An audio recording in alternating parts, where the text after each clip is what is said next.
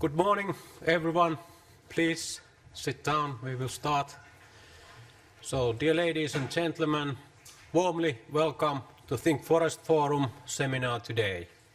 My name is Lauri Hetemäki. I'm the Assistant Director of European Forest Institute, the organization responsible for today's event. Today we will have two topics. We start in the morning discussing climate policy issues and forest sector related to this. It's of course very topical. We have 2 months to go for Paris for the COP21 negotiation, and I hope for a lively discussion in the morning here. In the afternoon we will discuss another topical issue, biodiversity, forest management and Natura 2000 issues, and we're actually moving to forest, Sonian forest, which is about 15 kilometers where we are now. And there will be a bus leaving at 1 o'clock just outside this building for the Sonian forest. And it seems that the Mother Nature is also smiling for us. It looks a sunny weather that we will have in the afternoon. Before moving to the program, I would like to thank the sponsors of the event. Starting from this year, 8 EFI member countries' governments have started to support science policy work. And these 8 countries are Austria, Finland, France, Germany, Ireland, Italy, Norway and Sweden.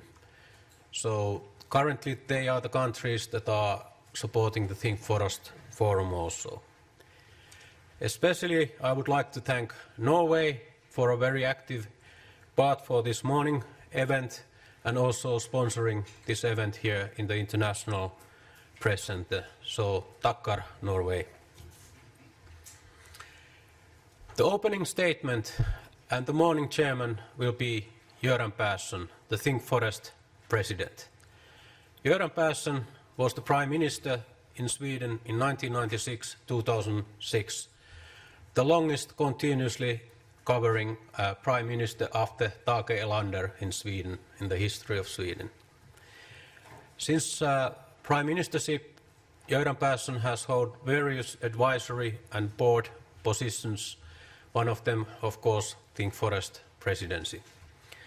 He is also a keen forester himself, owning a farm and forest land in Sweden, so having also a personal connection to forestry issues. In 1997, when Persson was a Prime Minister, Sweden joined the Kyoto Protocol. At that time, Göran Persson said that we think that the Kyoto Protocol is a necessary document.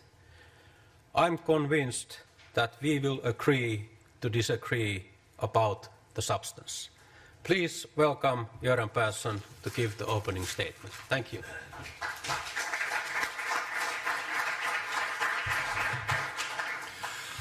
Thank you, Lauri, and good morning. I had almost forgotten that quote, I must say, but it is a good summary of what happened after Kyoto. And if you look back, it is almost 20 years now. If you look back, the process itself have perhaps been the most important thing, not the targets, but constantly having this on the political agenda as a discussion. And when we started, 96, many countries thought or had the opinion that they were too poor or too early in the development phase to take their part of the responsibility. I remember, for instance, the Chinese approach. Sometimes they were right, sometimes wrong. But when I today go to China and meet with politicians and also ordinary people on the street, this is at the top of the agenda. the climate problem, the environmental problems.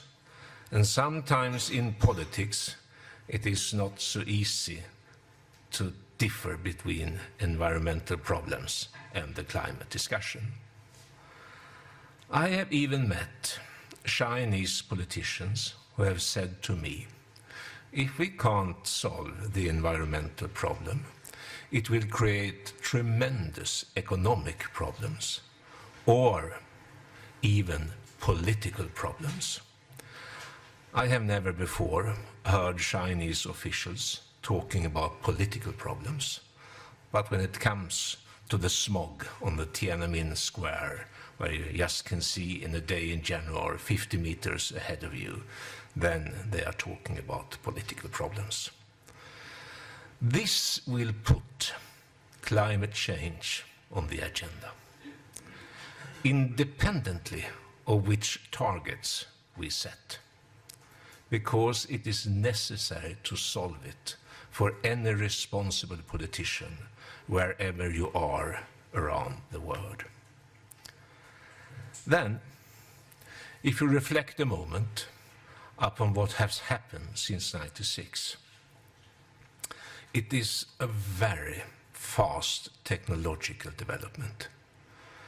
If I had said '96 that solar cells, for instance, should have the price and capacity as they have today compared with '96, it had been something that has been regarded as not possible.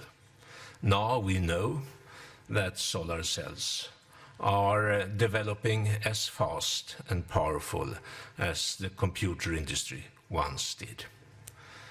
Double capacity, half the price every second year. See in front of you what this will mean for the energy sector in a 10-year perspective. See in front of you what this will mean for climate change. So the technological development, and independently of which targets you set, you also see fast developments, often in contradiction with these targets, also in democracies around the world.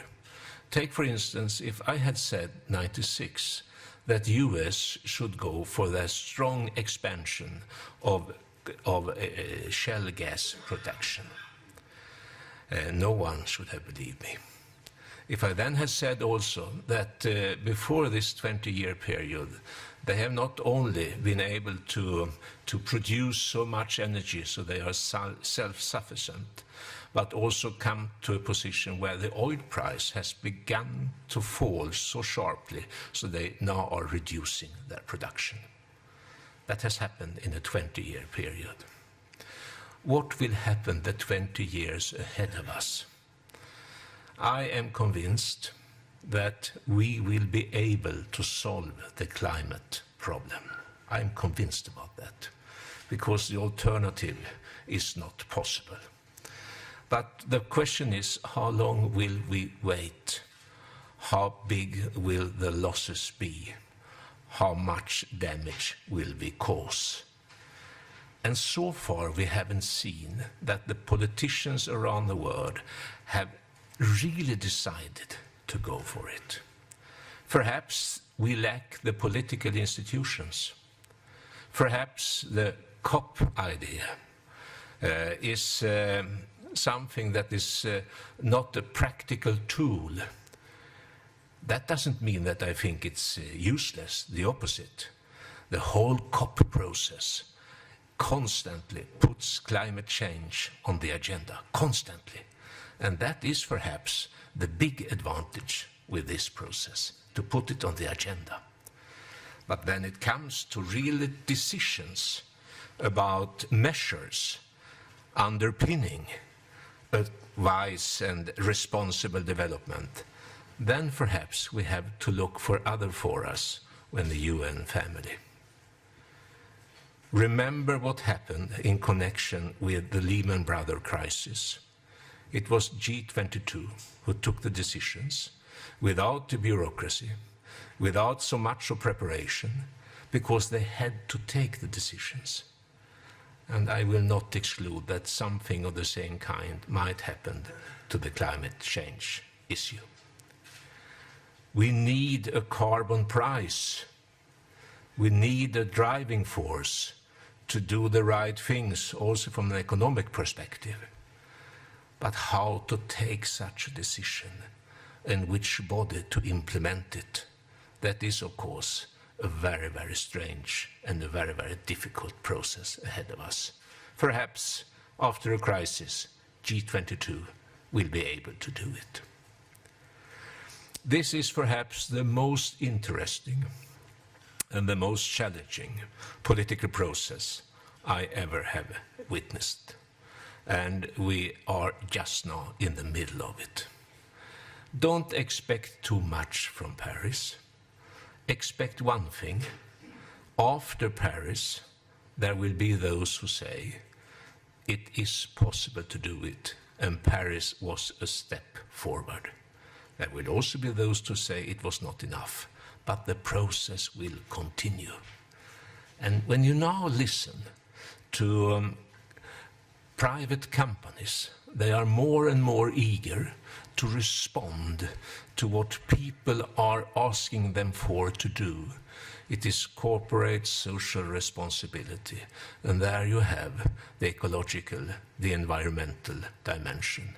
It will grow. More and more companies will have the wish to become green. And that is a tremendous chance for the forestry sector. The traditional forestry sector, industry, is under pressure. Paper and pulp, all that. Not often industries with huge expenditures for research and development. They are doing the same thing as they always have done. But see in front of you, the chemical industry, for instance, deciding to go green, replacing oil with something else. What can you use? Wood. If that is the case, it is a tremendous driving force for forestry itself. And it will put pressure on developing our methods and our way of working in our forest to find the balance between ecological sustainability and economic profitability, when more and more are asking for what we can produce as something that can be used in their industry as an asset. It's not bad. This is good. And then to have a discussion about the role of forestry, not only looking upon the forest as a sink for carbon dioxide, that is self-evident. No, also looking upon the forestry as something that can be used as substituting other materials, and also storing carbon dioxide if you are using wood, for instance, for furniture or buildings. It's a huge sector. Also, the energy sector must be taken into account. This is what we have ahead of us. If we behave in a responsible way, because we have another paradox, and that is every citizen in Europe wants to have products based on wood. It is positive. But they don't want us to cut down the trees. And there we have a tremendous challenge in how we are communicating what we are doing. It is possible to do, I'm convinced, but we have neglected it. We have been a little bit too lazy. We have to focus on this. What have I told you?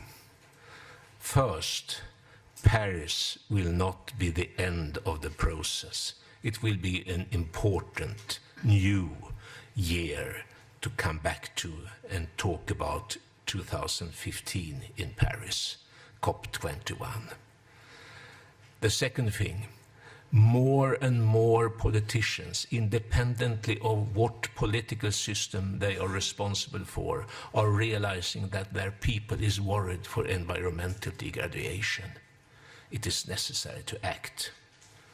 The third thing, it is a very, very good and economically attractive activity to go for forestry, not only as a sink or as a substitute or as a storage for carbon dioxide, but also as an expression of modernizing the society, because it is using all technologies and the nature itself combined with new economic incentives and the modern technology.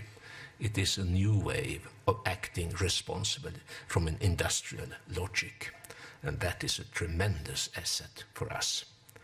So we have all reason to be optimistic, definitely, and we have all reason to follow what happened in Paris, but at the same time not forgetting it is not done yet. We have to do it, we have to deliver, but it is possible to do. If there is any country in the world who have contributed to the debate about climate change, being responsible for putting it on the agenda, it is our friends in Norway. So therefore we have invited today the Norwegian chief negotiator, among many other things, Audun Rosland, to give the first introduction to this seminar. Please, Audun, take the floor.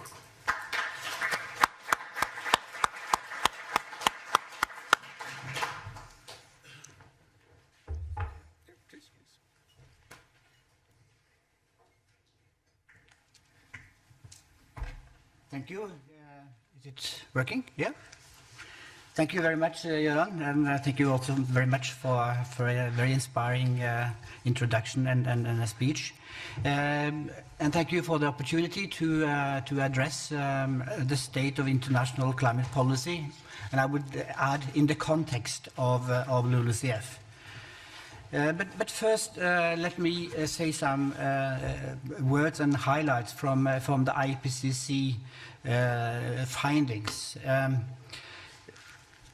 As you know, IPCC put forward recently their fifth assessment, and they developed several numbers of scenarios. And there are two important groups of scenarios. One is the business as usual scenario, the one in red, ending up in a world I don't think nobody hopes we will end up in. But unfortunately, we are on the track for that development. But IPCC, however, they also presented a 2-degree scenario. And this describes that it is possible to achieve the 2-degree target. It's not easy. Brave mitigation policy is needed to implement this scenario. And the next slide shows what the emission scenario needs to be according to IPCC. We need to reduce emissions by 40 to 70% from 2010 to 2050. This means actually that we need to have negative emissions in the latter part of this century. And what is negative emissions? Probably all of you know that. We are talking about afforestation. We are talking about carbon capture of using bioenergy. Both two are very closely linked to the forest sector. These are extremely challenging options.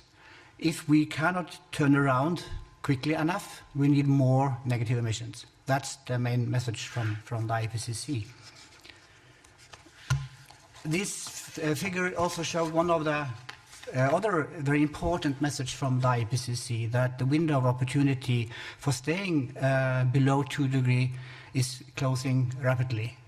This means that the total carbon budget which IPCC had put forward, around nearly 3,000 billion tons of carbon dioxide, we have used approximately 2/3 of that opportunity, and leave us with only 1/3.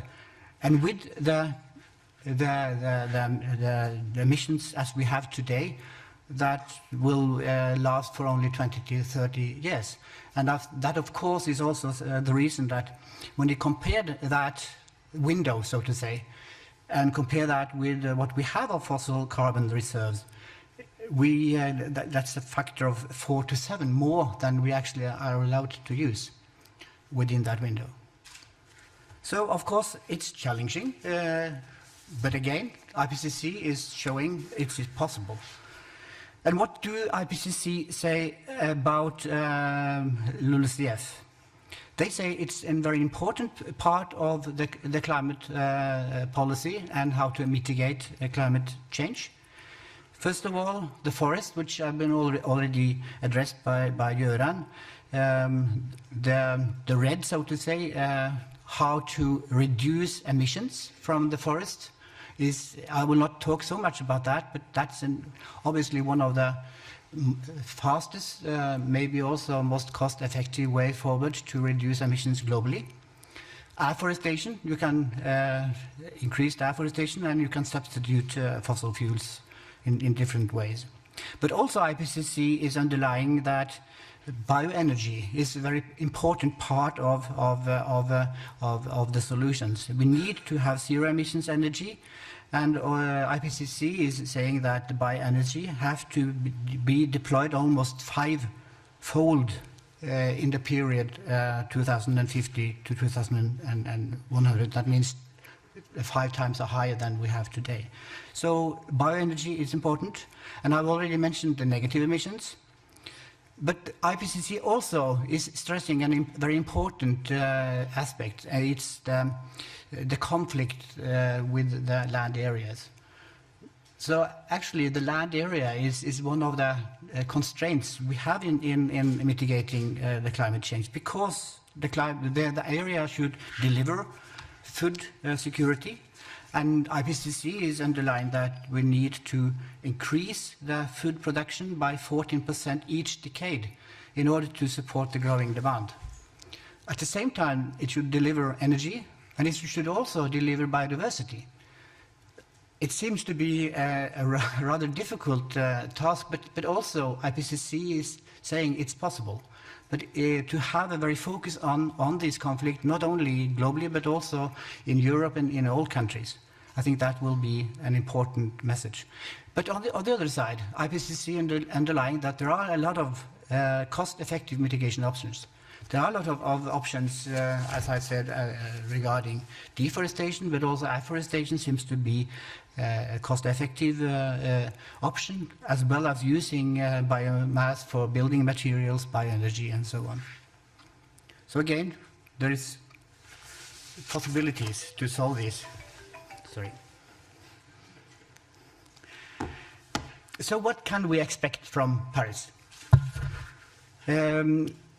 Most of you know that in Durban in 2012, the parties under the Framework Convention, they launched this mandate for a new and a broader agreement with the aim to finalize the negotiations in Paris in 2050.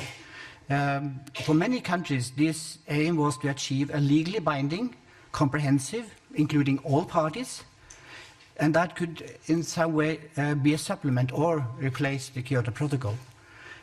And it should be ambitious enough to keep the global warming below 2 degrees Celsius.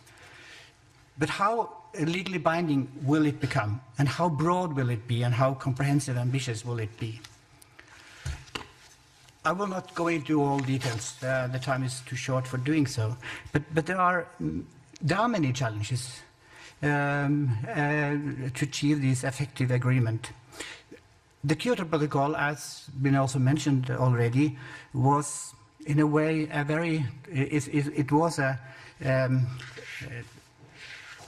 elegant way of treating the issue of climate policy, in a way that it was a multilateral agreement. It was top-down. We had a lot of instruments addressing having a common framework. But of course we know that the Kyoto Protocol was not a comprehensive, not covering all countries. And today it's only 12% coverage of the Kyoto Protocol.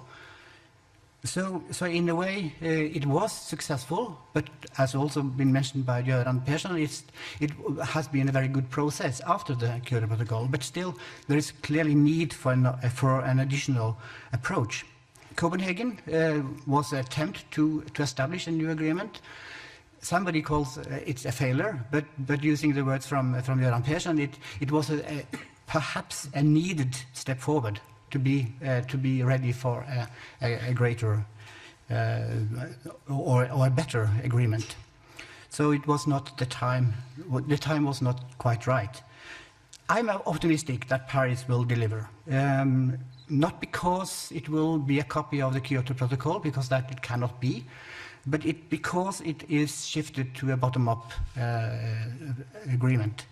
That means that it cannot be better than each country can deliver contribution into Paris. And we all know that the INDCs, which means the intended contributions from the countries, is the key elements of this new agreement. Nearly 150 countries now have covering 90% of emissions have now delivered their INDCs. That means that it's a broad contribution. So that part is successful. However, we know it's not enough to achieve the 2-degree target. We need to have decisions that make this as a step and not the final destination. And focus on long-term goal will be, of course, also critical. I know that EU and Norway has put that forward as a very strong message to the Paris, that we need a long-term goal in addressing the 2-degree targets. What is lacking and what we, of course, could need is better understanding of having common rules in a new agreement. And hopefully also use most of the good elements from the Kyoto Protocol in such regard. That will be the most difficult part, I would believe, to have the common framework. But we should not regard that as a failure if we cannot solve all the elements we not want to include from the Kyoto Protocol. But I think maybe one of the most important part is to have good transparency system, have good MRV systems that make it possible for us to track how far we are from achieving the 2-degree target. So what is going on with regard to the LULUCF under the UNFCCC? This is not a key issue in the negotiations up to Paris. That's the main message. But of course, at the same time, LULUCF is a very important part of the whole solution. We have the Kyoto Protocol, where LULUCF was a very important part, but again, it was not not comprehensive with regard to which sources or areas which were dealt with, but it was a good start, and of course also a very good start for what's going on in discussions in EU on this issue. In the negotiations up to Paris, as I said, LULUCF will be included, but to have a common framework for LULUCF in Paris, I think it will be rather difficult. Of course, again, we could hope for having principles with regard to transparency, accountability, and so on. But again, to have a common way forward will be difficult. And the INDCs now delivered, they differ a lot with regard to how LULUCF is covered. But there are many countries that have high ambitions, including large developing countries like China and Brazil. So in that sense, I think we should be pleased to see that LULUCF is an important part of the solution, but it's not necessary solved all issues. And maybe the step after Paris will be important when it comes to how to harmonize the rules, harmonize the framework in order to build up a common framework for for the world. So, sorry. Yes. So in a way, it's important now, and that is one of the reasons for this workshop, I believe, is to have an understanding how EU and Norway could address this issue. And as you know, Norway entered into discussions with the EU and on this area, how to, and we have the aim to have a common, be part of the 40% goal, including also how to treat non-ETS sector as well as LULUCF. And I would like to just put up some understandings on how I see and how Norway sees that what is important to have in mind when we try to search for solutions when accounting for LULUCF. First of all, environmental integrity. I believe that this is also on the high priority side from EU side here. That means that the LULUCF sector should not influence the overall ambitions. It means also that it should not reduce the efforts in other sectors when we include LULUCF. It should actually be something which focus on the real actions. Further, it's important that we have in mind that there are elements that are related to the age class effects, which we need to address. We should not take account of effects which actually are related to the age classes. That's the main view from our side. The next point is the incentives. We need to promote new mitigation actions, but both in short and in long term. And here we come to one of the tricky part of the LULUCF, and particularly the forest side, is to the time dimension. Due to the long time scale, mitigation measures in the LULUCF in sector, it's important to make certainty for the countries that they will be credited for the full effect of actions taken when it's part of the when effects occurs in the later stage, in the later commitment periods, if we can call it that. That is something which differ the LULUCF sector from other sectors. That particularly in Europe and in the Nordic countries, the long rotation period is something which you have to have in mind. Cap issue is important. We are not in favor of caps because it can prevent incentives. Comprehensiveness is an important part, cover all sectors to avoid the risk of leakages. Transparency is important. We should also base it upon international methodology. IPCC is doing a great job also here to achieve these methodologies. And natural disturbances is not a big issue for Norway, but I think it's important to have that in mind and address that. I will skip some slides. I see my time is running out when it comes to Norway, but just end with more or less a sum of my presentation. And that is, as I said, there are some specificities with regard to forest and climate. One thing, as I've already mentioned, it contributes both in the short and the long term. Negative emissions is an example of that, and I addressed the issue already. The land area conflict is something we need to have in mind. It is a globally very important issues covering the food production, biodiversity, as well as the mitigation for climate.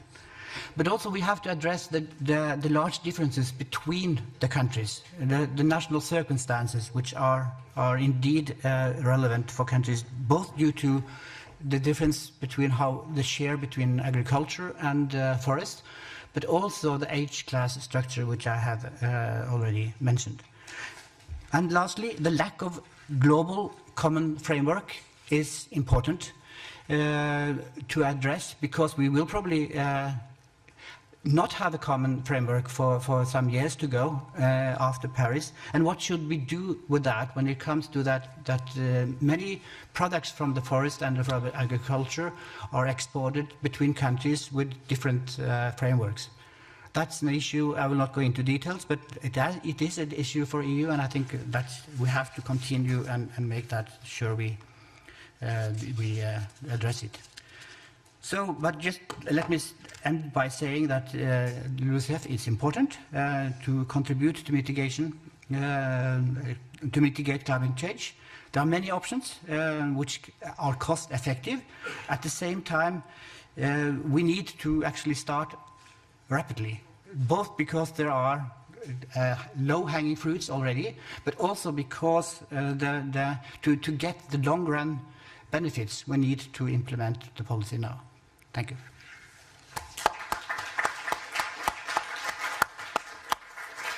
Thank you, Audun. And before I give you the chance to ask Audun questions, I think we also give the floor to our friend from the European Commission, and then they take them two together, and perhaps it will be a little bit more efficient. I invite Mr. Peter Wehrheim from the European Commission. Please take the floor.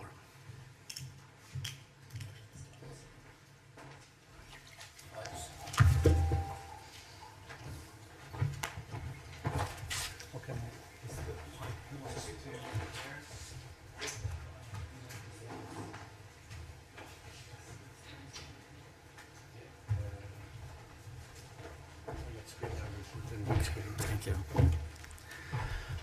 Chairman, thank you very much for inviting me. Thank you to the European Forestry Institute for inviting me.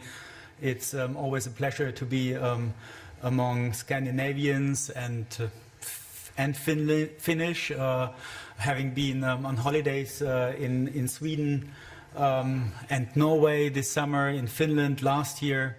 I got very nice impressions of Finnish, Scandinavian forests and the importance they play from an economic but also from a social point of view. Coming from Germany and obviously in many other European countries, forests are also an important part of our culture and of our economies.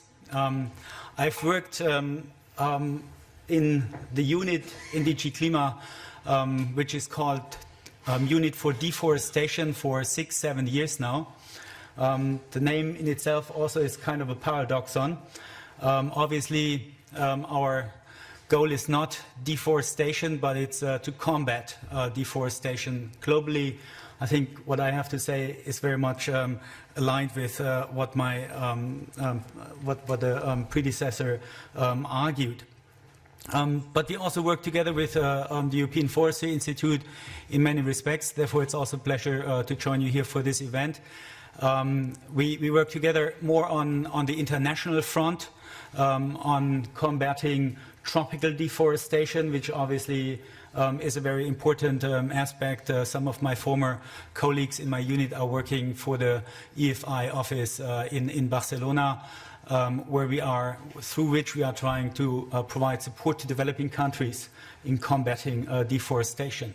But the topic today is more about what we will have to do and what we have done domestically on LULUCF.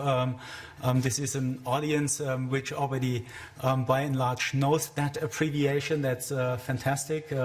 Land use change and forestry.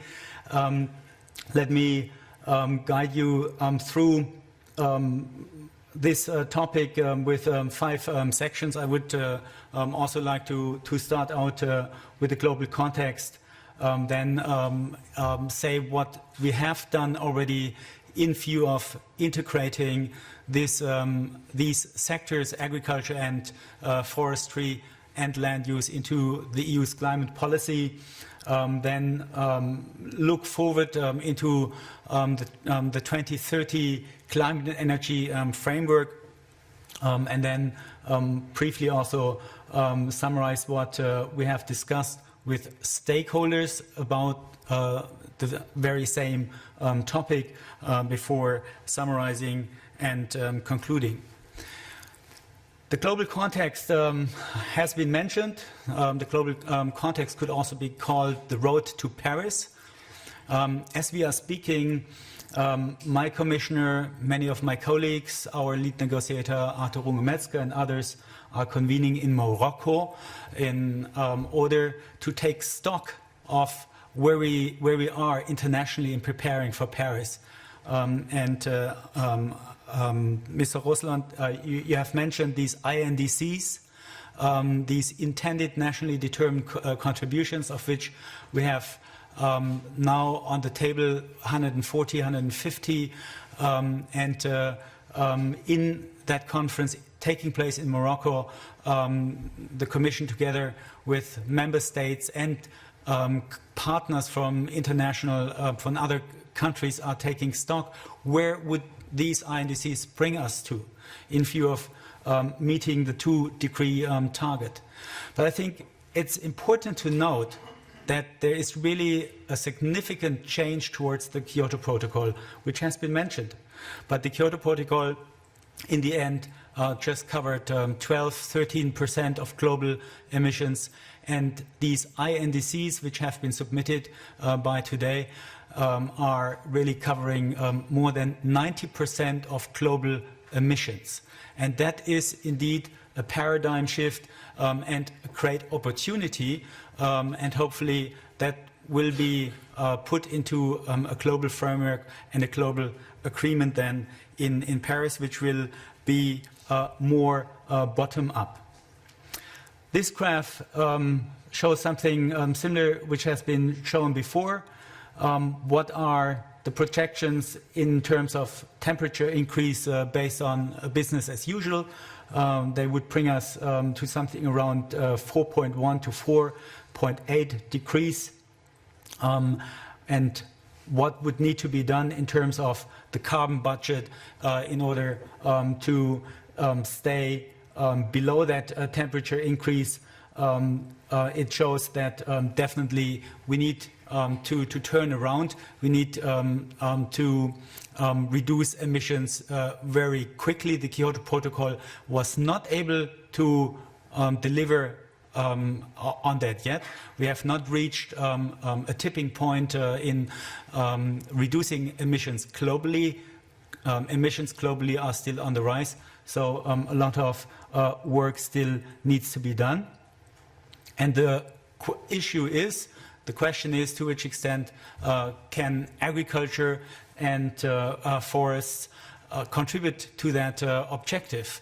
And it has been indicated before that indeed there is significant possibilities in these sectors. On the left-hand side, you see the composition of different, or the contribution, possible contributions from different sectors, and it is estimated here based on IPCC assessment that 24% of mitigation contributions can come from agriculture and the land use sector and forestry. And on the right-hand side, you see how that is broken down into different components, with 46% LULUCF, including in tropical countries, would play a very important role. But then on the right-hand side, you see that there are various other mitigation areas which are related also to agriculture. And through land use change from forest to agriculture, or also vice versa, through afforestation, there's also a close link to them. And then the other link is obviously also the need to provide food, feed, fiber for a growing population, which needs to come from the primary sectors. The World Resources Institute has looked into the possible mitigation potential until 2030, and on the upper bar shows what would be needed in terms of emission reductions until 2030, and the lower bar, the gray bar, shows what would be possible on the basis of business as usual. And in between, you see different sectors and mitigation contributions, how that gap, that mitigation gap, could be closed. And again, you see that from forests, a significant contribution would be possible. But the question is how to harvest that mitigation potential. And for that reason, I would now like to shift to what we have been doing and what we intend to do inside the European Union. First of all, important to, on the basis of this seemingly naive picture, to be aware of the various greenhouse gas cycles which are related with agriculture and forestry. We have, on the one hand, these emissions which are related more with agriculture. We call them also the non-CO2 emissions, which are associated with enteric fermentation, fertilizer use, nitrous oxide, methane, which are emitted and which are very strong greenhouse gases. But then we also have these mainly CO2 emissions, but also the removals, which are associated with land use change, and forestry. And there are clear differences compared to other sectors, in as far as we do not only have arrows going upwards, but also arrows going downward, which is referring to the removal of carbon dioxide through trees, and also absorption, carbon sequestration in soils. What have we done in the European Union? The greenhouse gases circled in green, methane and nitrous oxide, they have already been included when in 2008 the 2020 Climate and Energy Framework was decided. They are today already part of the EU's 2020 reduction commitment, while on the CO2 emissions and removals from land use change and forestry, the EU and the member states decided to move more slowly because these emissions and removals are also associated with natural processes. We decided to first improve our monitoring, reporting, verification system, and therefore have legislated on that, but they are not part of the 2020 reduction commitment. This shows the same argument, but in a bit more complex way. It shows the three pillars of the European Union's climate policy. We have three elements.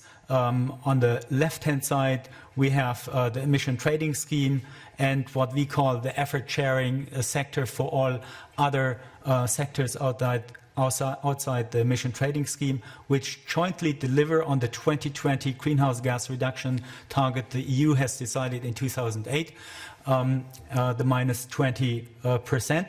And you see that the non-CO2 emissions from agriculture are part of that reduction target. On the right-hand side, you see LULUCF. We have, together with the member states and the European Parliament, together with the stakeholders, many of you I know already from the discussions we had in 2011, 12 and 13. We have legislated on LULUCF. We have adopted a decision, which is, however, an accounting exercise which improves our knowledge on the different activities in the land use and forestry sector, but it does not include any target. It does not make this sector subject to the domestic reduction target. It delivers improved information also through information actions which have been compiled by all member states, including Finland, Sweden, and all member states have delivered such a national LULUCF information action. So it was a first step in improving knowledge about that sector. An important footnote is, however, that under the rules of the Kyoto Protocol, this sector may not generate debits, it may not produce emissions based on the accounting principles. Elsewise, under the Kyoto Protocol, these emissions would have to be compensated by the effort sharing decision, hence by additional emission reductions under the effort sharing decision. That's a bit complicated, I admit, but nevertheless that's an important footnote. Let's look what the trends have been in these two sectors. On the left-hand side, you see the agriculture non-CO2 emissions since 1990, and you see a downward trend. The upper line is most important, and you see that the non-CO2 emissions from agriculture that is mainly related with enteric fermentation, with fertilizer use, have decreased by about 25% in the European Union. So in that respect, the climate policy was successful, underpinned and supported by various pieces of environmental legislation. On the other hand, you see on the right-hand side the development of the emissions and removals from the different activities we have in the land use change and forestry sector. The zero line is on the upper part, and above the zero line you see some activities which produce emissions for the entire EU, such as deforestation, for instance, would produce emissions. Also, cropland management would produce emissions, but on the lower line you see the red line, which is the big elephant in the room, which is the summary of the accounts for forests. And these are below the zero line. That means you have significant removals. That indicates, and the blue line summarizes that overall, as a balance in the European Union, you have a sink from this LULUCF sector during that period, and the question is, how can we ensure that that sink continues into the future?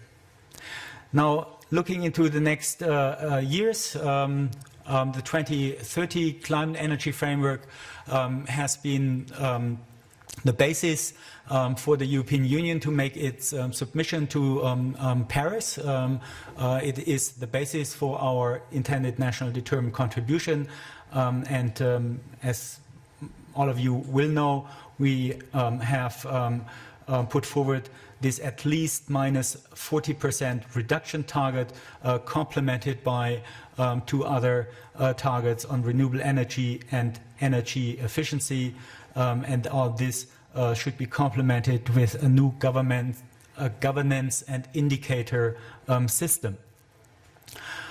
The member states in the European Council conclusions also indicated in one paragraph what the role of agriculture and the land use sector should be.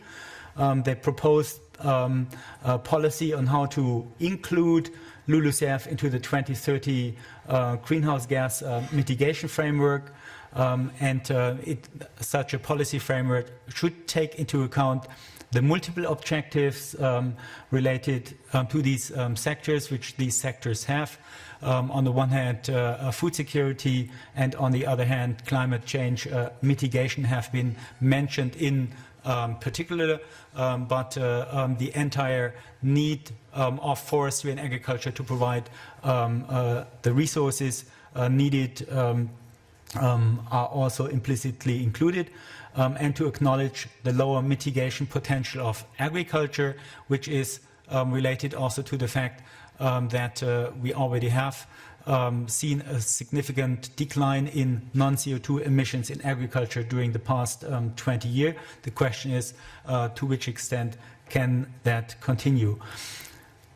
On the principles for the inclusion of LULUCF, we are of the view that with the LULUCF decision, which I have mentioned, which comes from the international negotiations, which anticipates a lot of the principles from the international negotiations, from the Kyoto Protocol, we have already a very strong and solid element on the table. We have included that into our EU legislation, and we can and should build on these accounting rules, but at the same time making them fit for purpose, updating them and simplify them wherever possible, but then also ensure that there will be no backsliding in terms of environmental integrity, that we protect the existing sinks and develop and incentivize additional mitigation action. In terms of the option for the policy architecture, the Commission communication on the 2030 framework already indicated that we see three options how this could be done. The first option would continue with what we currently have, what we have started, keeping LULUCF as a separate pillar, while the non-CO2 agricultural emissions would continue to be in the effort-sharing decision. The option two would be to create a separate climate pillar for the two sectors, agriculture and LULUCF, because they have the joint element land, which brings them together. And the third option would be to include both LULUCF and agriculture into the effort-sharing decision. We therefore, based on these three options, have two interlinked tracks we have to work on. We have to work on a legal proposal on the effort-sharing decision after 2020, and we have to work on the inclusion of LULUCF into the 2030 energy framework. We have had on both issues on the effort-sharing decision and on LULUCF. We had stakeholder consultations. We are currently working on an impact assessment and legislative proposals, or a legislative proposal should be tabled then next year. We have carried out for agriculture and LULUCF a stakeholder consultation in the first half of this year, in which, to which many of you as member states, as business associations have made contributions. We have received more than 140 replies, including from 18 member states, and we had in mid-September of this year a closing event in which also many of you participated, and in which the different views from stakeholders have been expressed. To summarize and close, I think I have also underlined that agriculture, forestry, land use are globally very important in view of meeting the 2-degree target. We have to indeed integrate these sectors further into our EU domestic policy. We should also lead by example, because as my predecessor also mentioned, most likely the Paris Agreement will not come forward with a coherent global framework for at least LULUCF. Therefore, we should move forward. We have indicated that agriculture and LULUCF are part of the 2030 at least 40% reduction target. The policy architecture and accounting approach is currently in discussion with you, the stakeholders, the member states, and it's work in progress. But we certainly will aim to protect the existing sinks incentivize additional mitigation potential, while at the same time acknowledging the economic importance of agriculture and forests. We hope that a legal proposal can be put forward in 2016. Thank you very much for your attention. And below also a small advertisement towards LIFE instrument, which can also provide additional support to stakeholders in incentivizing climate-smart forestry, but also agriculture. Thank you very much.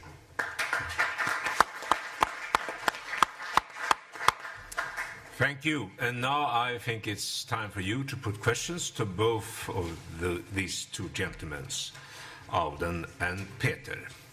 The floor is yours. You have a micro in your chair somewhere? Yes. Good. This is a press center, you see. Does it work also? So, it works. Good morning, my name is John Honteley. I work for the Forest Stewardship Council. Most of the presentations were about forest as a sink, but Mr. Rosland, in the beginning you also mentioned from the IPCC report the other main functional expectation, which is bioenergy. Can I just ask a question about that element? You mentioned that IPCC is thinks that we need to use 5 times more bioenergy. Let's assume that that comes mainly from forest, or the same share of forest than now. Now, what is then the baseline? Because currently FAO says that more than 50% of all wood goes into energy already. That's of course mainly firewood. But if that is the baseline, then we're talking here about from 50% to 250%. That means almost 3 times more total wood use in the world. How is that going to affect the other role of forest as a sink? And how is that going to affect the issue of carbon debt? We're talking about if you use wood for energy, you emit more CO2 than you are using coal or oil and so on. And the expectation, of course, that on the long term, that is being compensated by growth.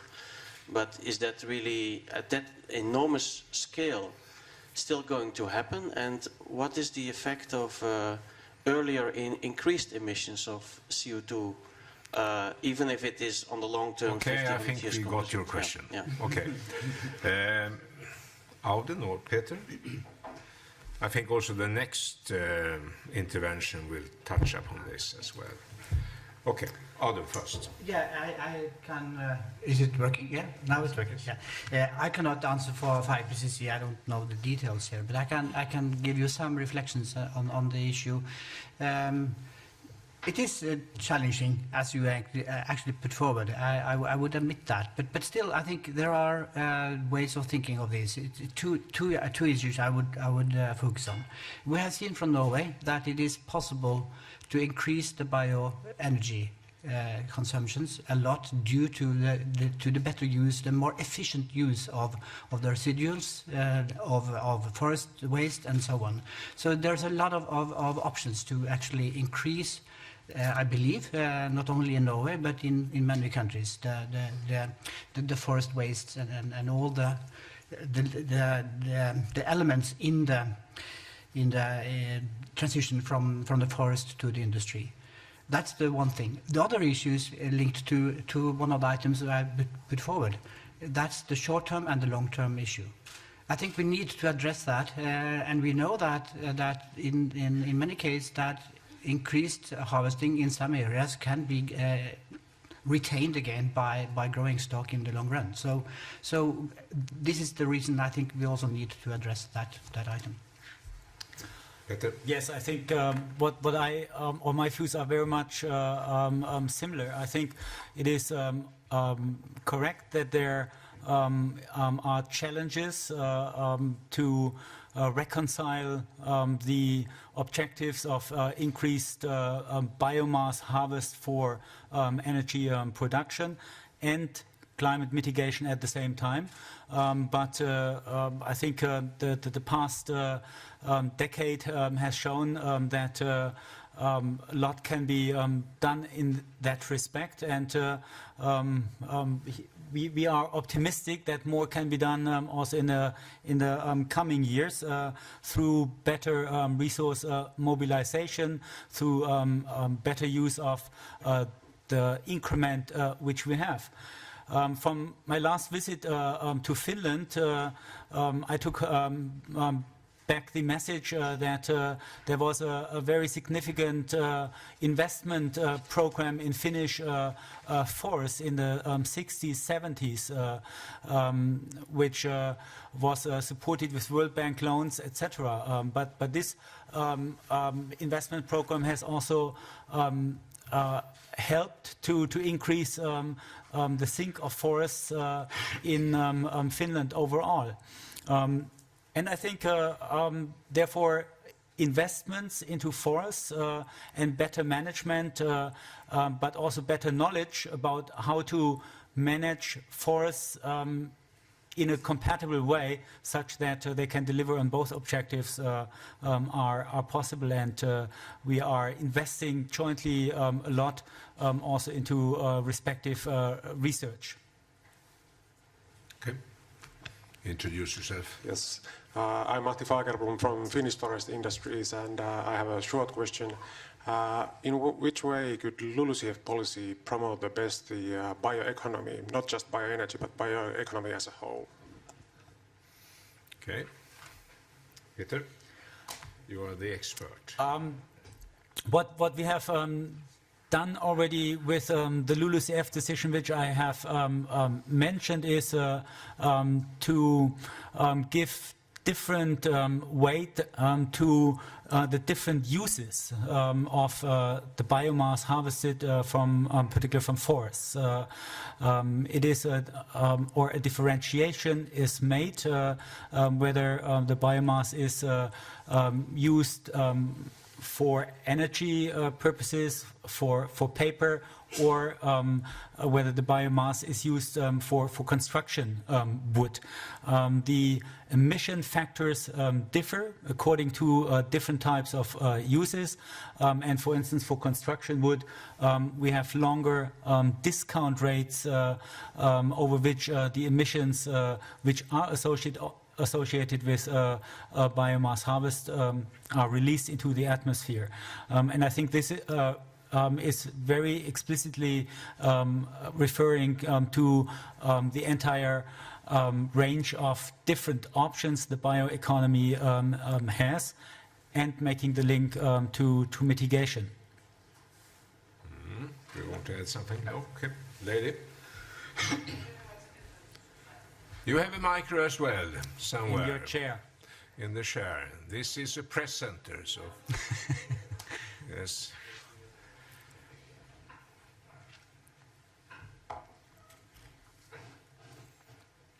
Found it? There you are. We got there. Perfect. Hannah Mowat from Fern. I think we can be very happy that the European forest and the LULUCF sector is a net sink, but we also need to be very careful. The majority of this is obviously a natural sink, i.e. this would be naturally happening. So of course we all want to be very careful that this is not going to reduce our effort in other sectors. And to that extent, I would like to juxtapose the different answers from our two speakers. On one side, we have Norway that was very clear, and they said, we do not want the LULUCF sector to harm the ambition in our efforts to reduce emissions in the industrial sectors, in energy and in industry. From the side of the European Commission, it's slightly more ambiguous. The response that we got to a parliamentary question that was asked, what does the European Commission mean by environmental integrity? It was slightly more kind of narrow-minded, and it focused on a kind of technical response in relation to the Marrakesh Accords. I would like to note to what extent Norway, if they will partner up with the EU, will be putting more pressure for the EU to be less ambiguous and more clear that yes, we need to reduce our emissions in the LULUCF sector, yes, we need to increase removals, but this must not come at the expense of reducing emissions from the industrial sectors, which is important to go towards a low-carbon economy. Thank you. Do you want to? That was first for Norway. Yes, but Okay, I can start, but I think you also should continue. supportive for Norway. So Yeah, of course. So it's more or less a support, and I am glad for that support. Of course, that is the Norwegian position, and I can only say that we will in all the possibilities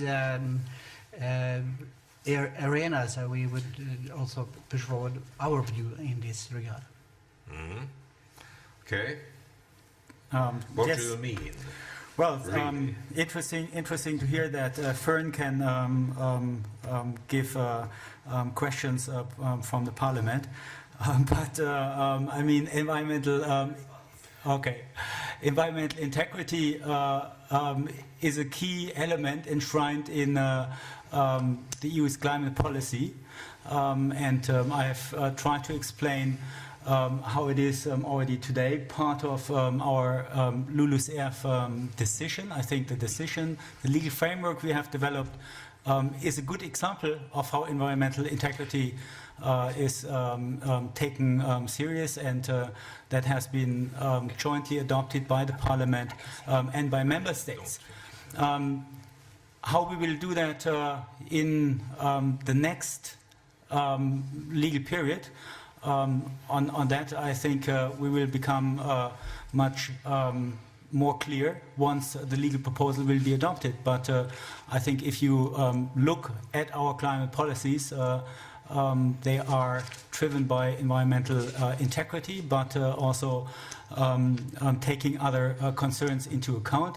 And I think it is simply a matter of fact that we have to take different objectives into account in further shaping our climate policy, and we will do our best to balance these different objectives with the legal proposals to be tabled next year. Yes, short, if you want to add something. No, but I will just mention the one thing which is sort of helping EU in this regard, and that is that when you see to the Kyoto Protocol, how that is treated in the second commitment period is a way forward to only have focus on what you are doing additional. But again, that depends on how you structure the accounting system. So I believe it's possible. Thank you, Audun. And there you once more demonstrated that the most loyal members of the European Union are those who not yet have entered into the club. So thank you. I think we have to continue on the agenda. Thank you both for you. Now we have a new role for EU forests and the forest sector in the climate targets beyond 2020. Gert-Jan Nabuurs, please. Hey.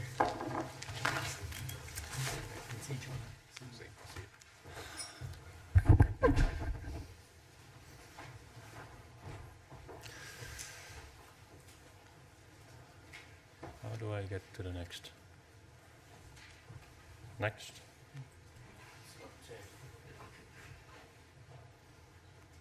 Oh, what? How do I get the next slide? All right. 1 second.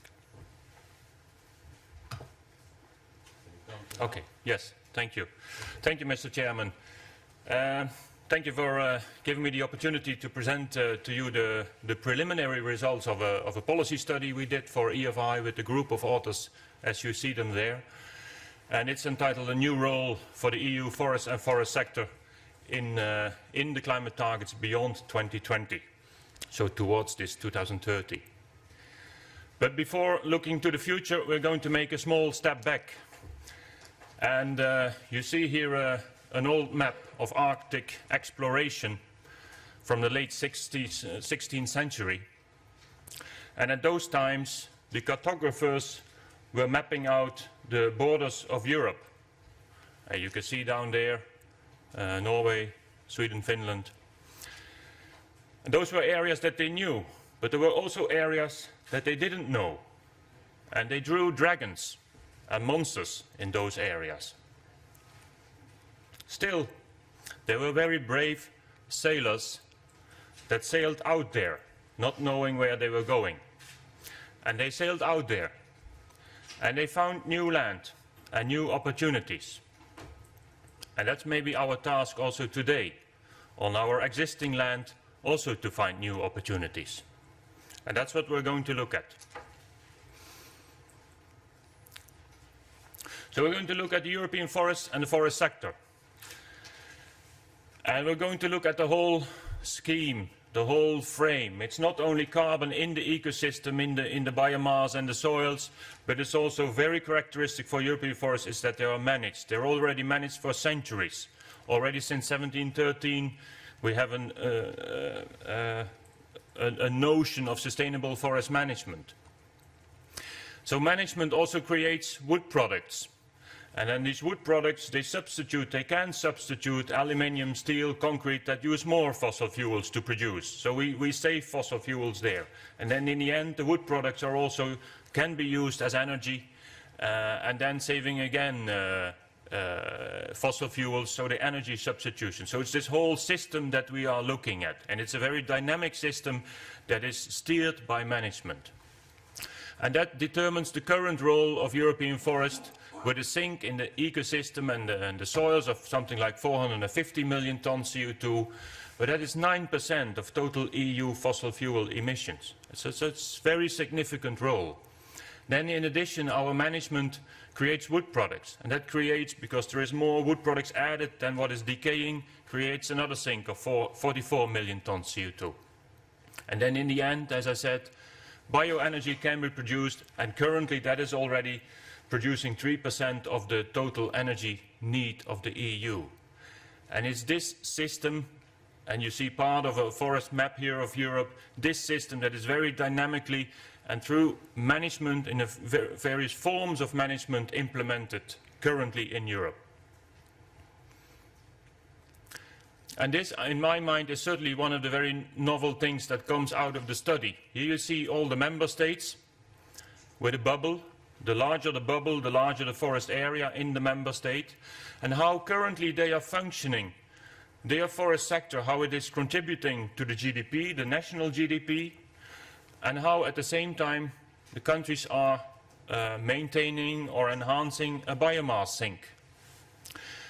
And we found this a very, almost on a one-to-one line they are, where you see that countries are really able to find a synergy at the moment. This is current data.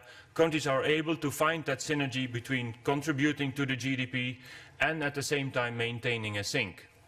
And that's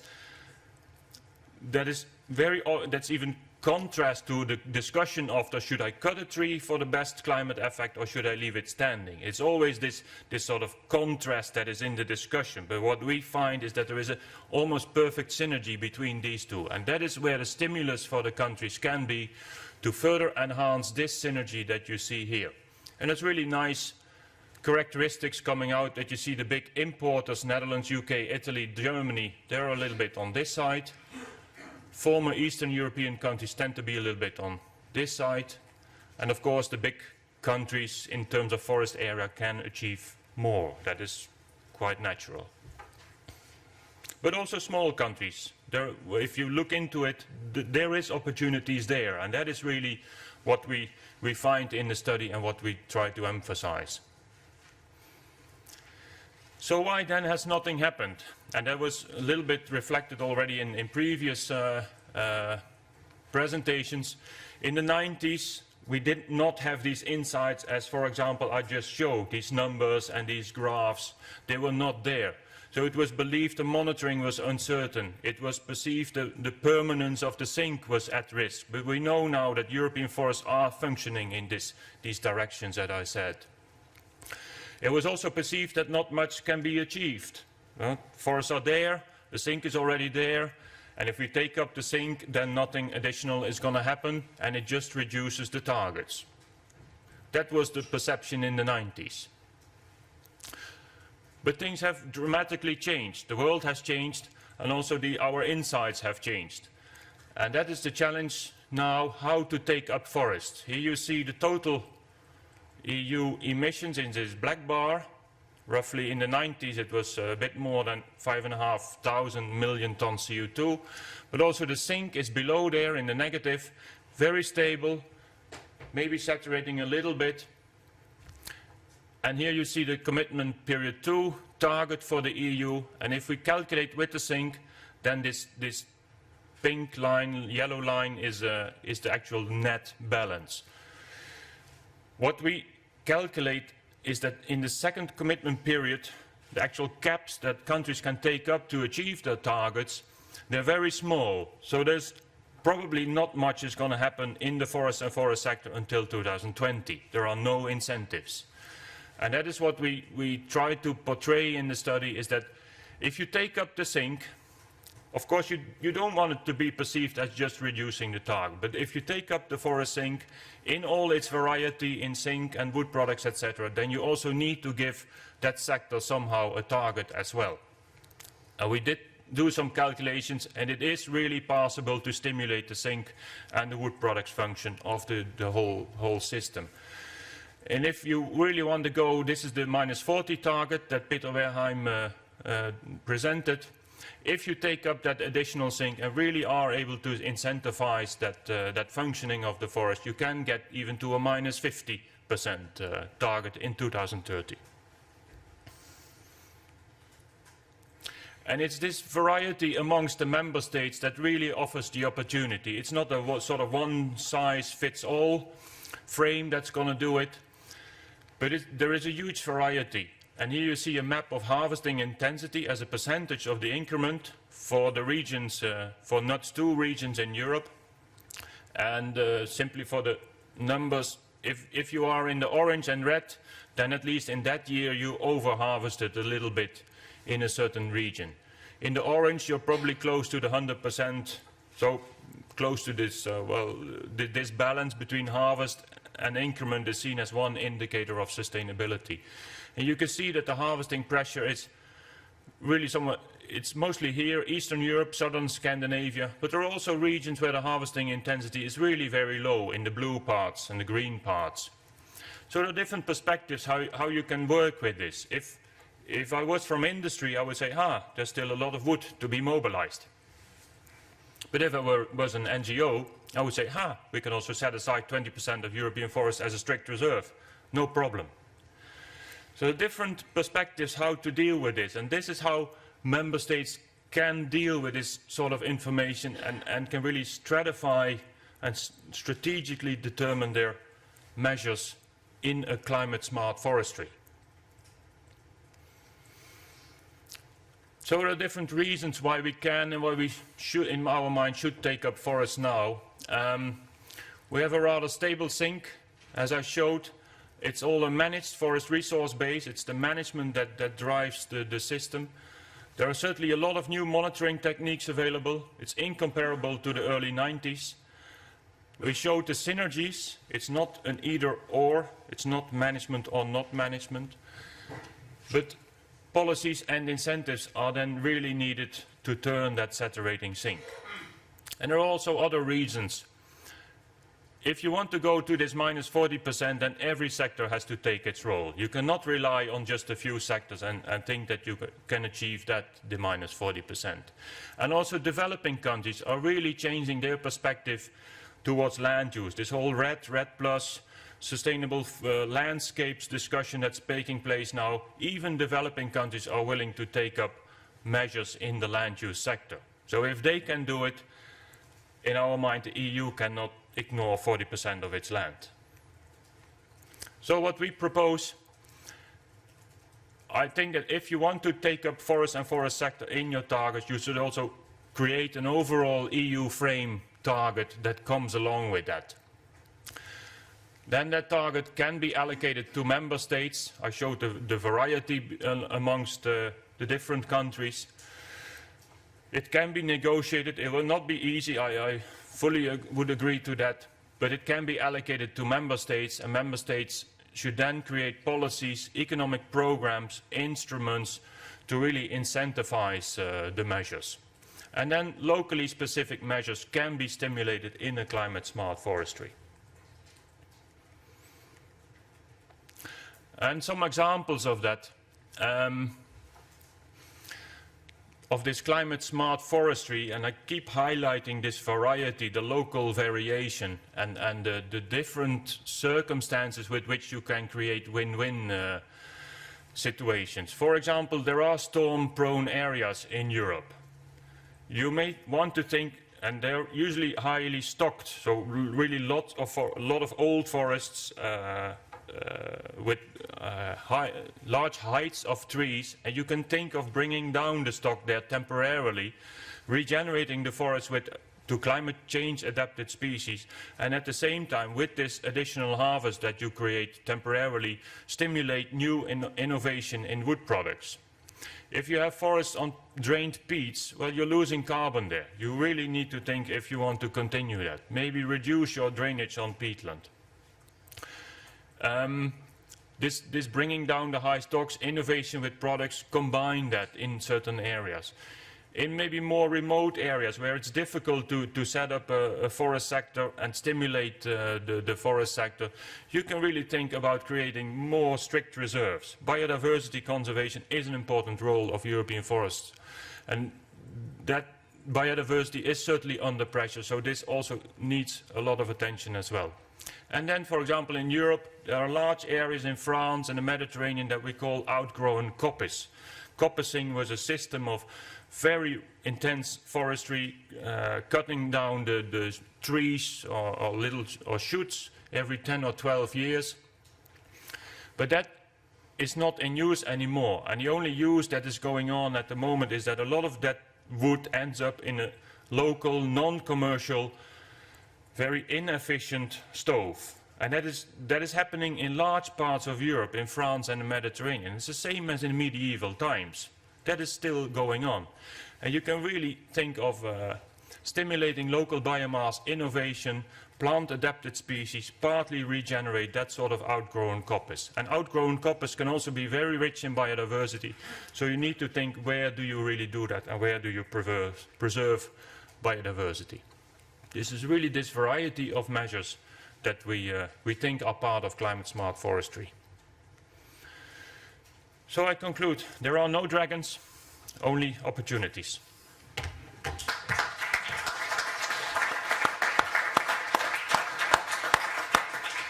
Okay, now let's wait for the dragons. The floor is yours.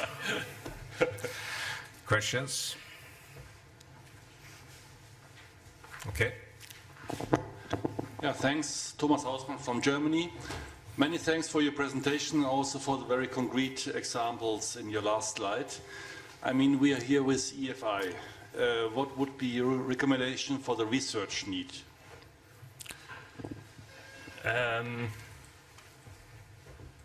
I think that understanding the system of the whole balance, as I outlined in the beginning, I think our understanding is quite okay at the European scale, and even the level of uncertainty between the different member states, and there has been a lot of harmonization in the carbon numbers. What I think where the research really should try to concentrate is, for example, these climate smart forestry measures. What is really an optimal way of going ahead with this climate smart forestry in the different regions in Europe? Where can you create these win-win situations? Where can you find optimal combinations of these environmental services, as carbon is one, stimulating the wood production, stimulating a forest sector regionally, locally? I think these sort of combinations is still needed. And also the previous slide there's a fragment of a forest owner map in Atlantic part of Europe, and you see a lot of very small fragments of forest owners, and then also some bigger ones.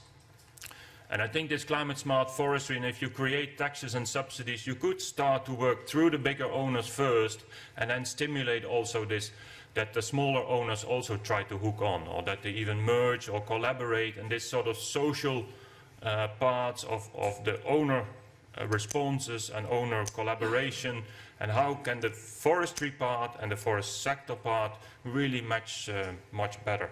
Those are, I think that's where research can also contribute. Mm-hmm. There are many forest owners in Europe. Yes. We are more forest owners when there are farmers. It is quite strange, but so it is. Okay.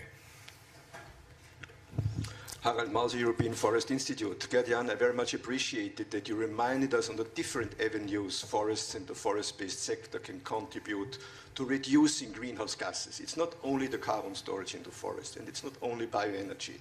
Unfortunately, we were lacking a number on material substitution. This is the most beneficial way for reducing greenhouse gases in the atmosphere, because every ton of carbon that is not produced by steel production but is produced by wood is reduced forever. It's not only the bioeconomy that makes this material substitution so important, it's also the growth of world population and rising welfare level that will lead, and there are some estimations based on science studies, that we will triple our construction until 2050 worldwide. Triple the existing construction. If we do that with steel, concrete, aluminium, we can forget the 2-degree goal. So we have to do it with, to some share, renewables. Following the presentations today, the material substitution was not very much presented, except in your presentation. And following the discussions, it's more on bioenergy than on the real important issue, material substitution. So my plea is to keep that in mind, not only for the bioenergy, bioeconomy topic that we're discussing in Europe. We have a global challenge. People don't need only food. They need textiles, they need housing, they need construction. There we have to find new solutions. Thank you. Thank you. Food, fiber, and fuel. So it is. Okay. Thank you. I'm Luc Bas with IUCN here in Brussels, the International Union for the Conservation of Nature. And I wanted to pick up on your comment on landscape and the landscape approach. And also your reference to developing countries that start to take a landscape approach at heart, which is really interesting, of course. And IUCN has been working on this through the Bonn Challenge, which I hope you may be familiar with. It's a commitment, global commitment, but currently committed in the developing countries up to 70 million hectares of forest landscape restoration that they would approach. So it's not just reforestation, but really in an ecosystem approach, a landscape approach. There is this commitment for 150 million by 2020 and another 200 by 2030. So, and this has really been declared at a global level. It's been part of the New York Declaration even. It's been mentioned by Ban Ki-moon, so it's really high level. Now, my question is, how can we, with the knowledge we have, with the incentives that are there, come to a point where the EU member states make their own commitments domestically? Because there is none as such. The US has committed. Of course, circumstances are very different, but how can we convince the EU member states to actually do their own pledges in this Bonn Challenge? What would be needed? And then to finalize, we can offer an assessment that IUCN has done with the World Resources Institute about the potential in Europe, break down to the member state level. We are just struggling with the solid numbers on CO2 abatement. So we're still working on that, on the forest landscape restoration potential. So what do we need to do to convince the EU member states to come up with some pledges, maybe even before the COP in Paris? Yeah, well, I think that if you could bring that approach also under what I said, this EU overall targets in the climate arena, if the EU wants to take up a target in this forest and forest sector part, then that Bonn declaration and your landscape approach there would perfectly fit in there. It would perfectly fit also in the climate smart forestry measures. But it's, well, the member states have to be willing, of course, to combine that and to see the synergy between these two. Well, that's maybe one of the member states wants to comment on that as well. It's a very good question. And a relevant question, I must say. But perhaps so far the European countries have not looked upon themselves as a part of the problem. And perhaps we could ask them at least to start financially supporting this worldwide ambition for reforestation. Germany has done, Norway as well, but then there are not so many.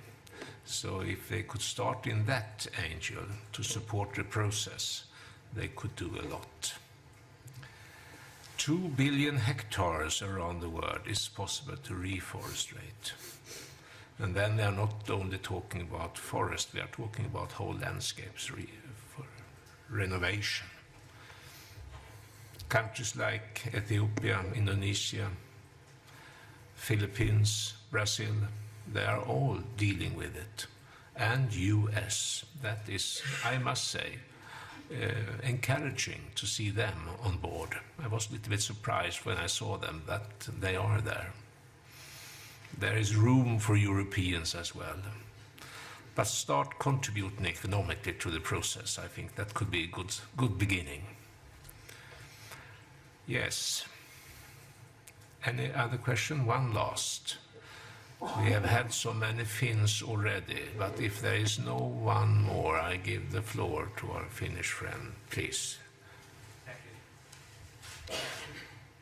Here, I don't know which one I need to press. We can hear what you say, so I think you should not touch anything. Yes, continue to talk. Yes, thank you very much, Chair, and thank you very much, Gert-Jan. Just to, maybe it would be helpful to all of us if you would clarify a little bit on your proposal that EU would need to take the target. How do you meant that to be vis-a-vis the architecture question, as we saw Peter presenting earlier, and then you didn't say anything on the accounting either. So would you a little bit elaborate more on your thinking, both on the terms of architecture as well as do you see any need for accounting? It was a little bit unclear still for us in this regard. Thank you. Yes, that's a good point, and this architecture is, well, maybe in the study we have not touched that a lot, but what we do see currently, with for example, the commitment period 2, is that you have a forest management reference level, and on top of that, countries can achieve a small cap through their forests. That does not create any incentive. So our architecture would be is that you make the forest sector, the full sink and its all dynamics, fully part of the overall minus 40% target, and then in addition give the forest and forest sector also a target within that. So that is not just taking up your sink, but you also give the forest and forest sector, they need to achieve a certain target as well. And whether you put that in a separate pillar from the presentation from Peter, or whether you keep the forest and forest sector a bit more separated or fully part of the ESD, that mostly matters for the flexibility within the countries, the flexibility of achieving a target. If you make it fully part of the effort sharing decision, countries can choose where and in which sector they want to achieve that target. That provides more flexibility, and countries can choose the cheapest options. If you keep it more separate, this forest sector, and give it an own target, so for example this 450 million ton sink, you can say, well, it needs to go up to 600 million tons by 2030. That's the EU target. And then you really have to achieve that within that sector. Creates less flexibility within the member states. Okay. Does that answer it? Yes, thank you. Now we have a technical break before we have a panel sitting up here discussing what we have touched upon in these free interventions. So 10-minute technical break. Thank you, Garrett. Thank you. Yeah, thank you.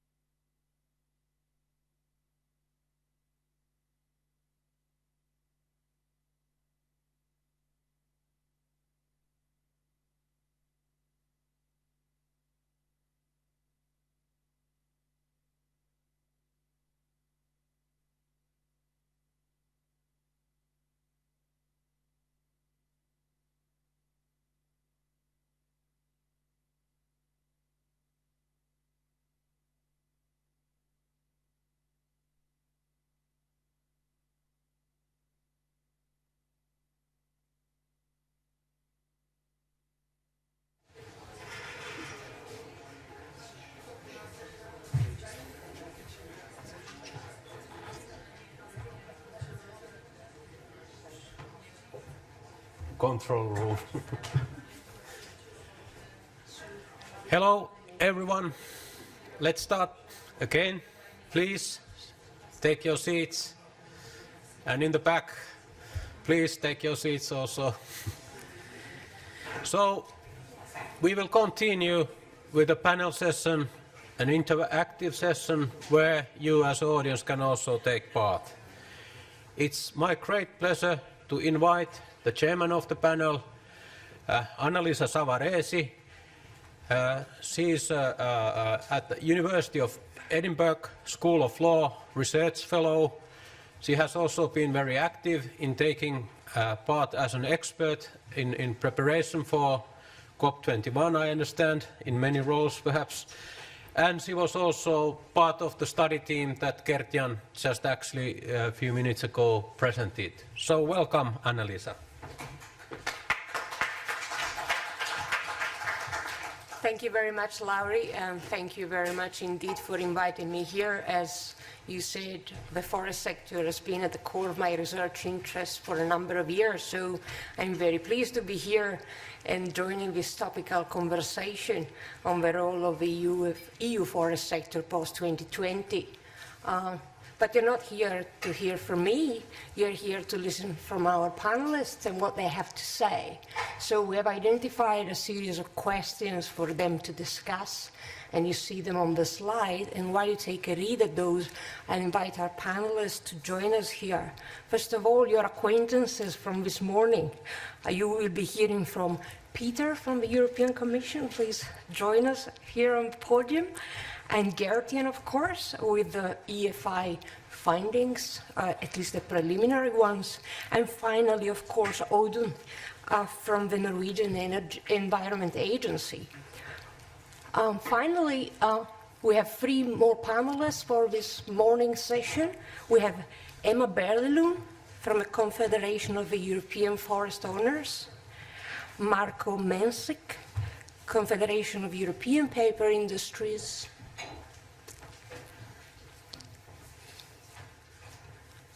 is Marko in the room? Yes. Oh, sorry, yes, I didn't see you. And finally, we have Sini Eraya, European Environmental Bureau, BirdLife. So, this is our panel for this morning. And the idea is, of course, for the panelists to engage in a conversation amongst themselves on these 3 questions. We, of course, sent the questions to them beforehand, so hopefully they are ready and to engage in a conversation, but the idea is for them to talk with you as well. So this is meant to be as interactive as possible. Please take the floor, ask questions, be brief, if you can, because we have to close at 5 to 12.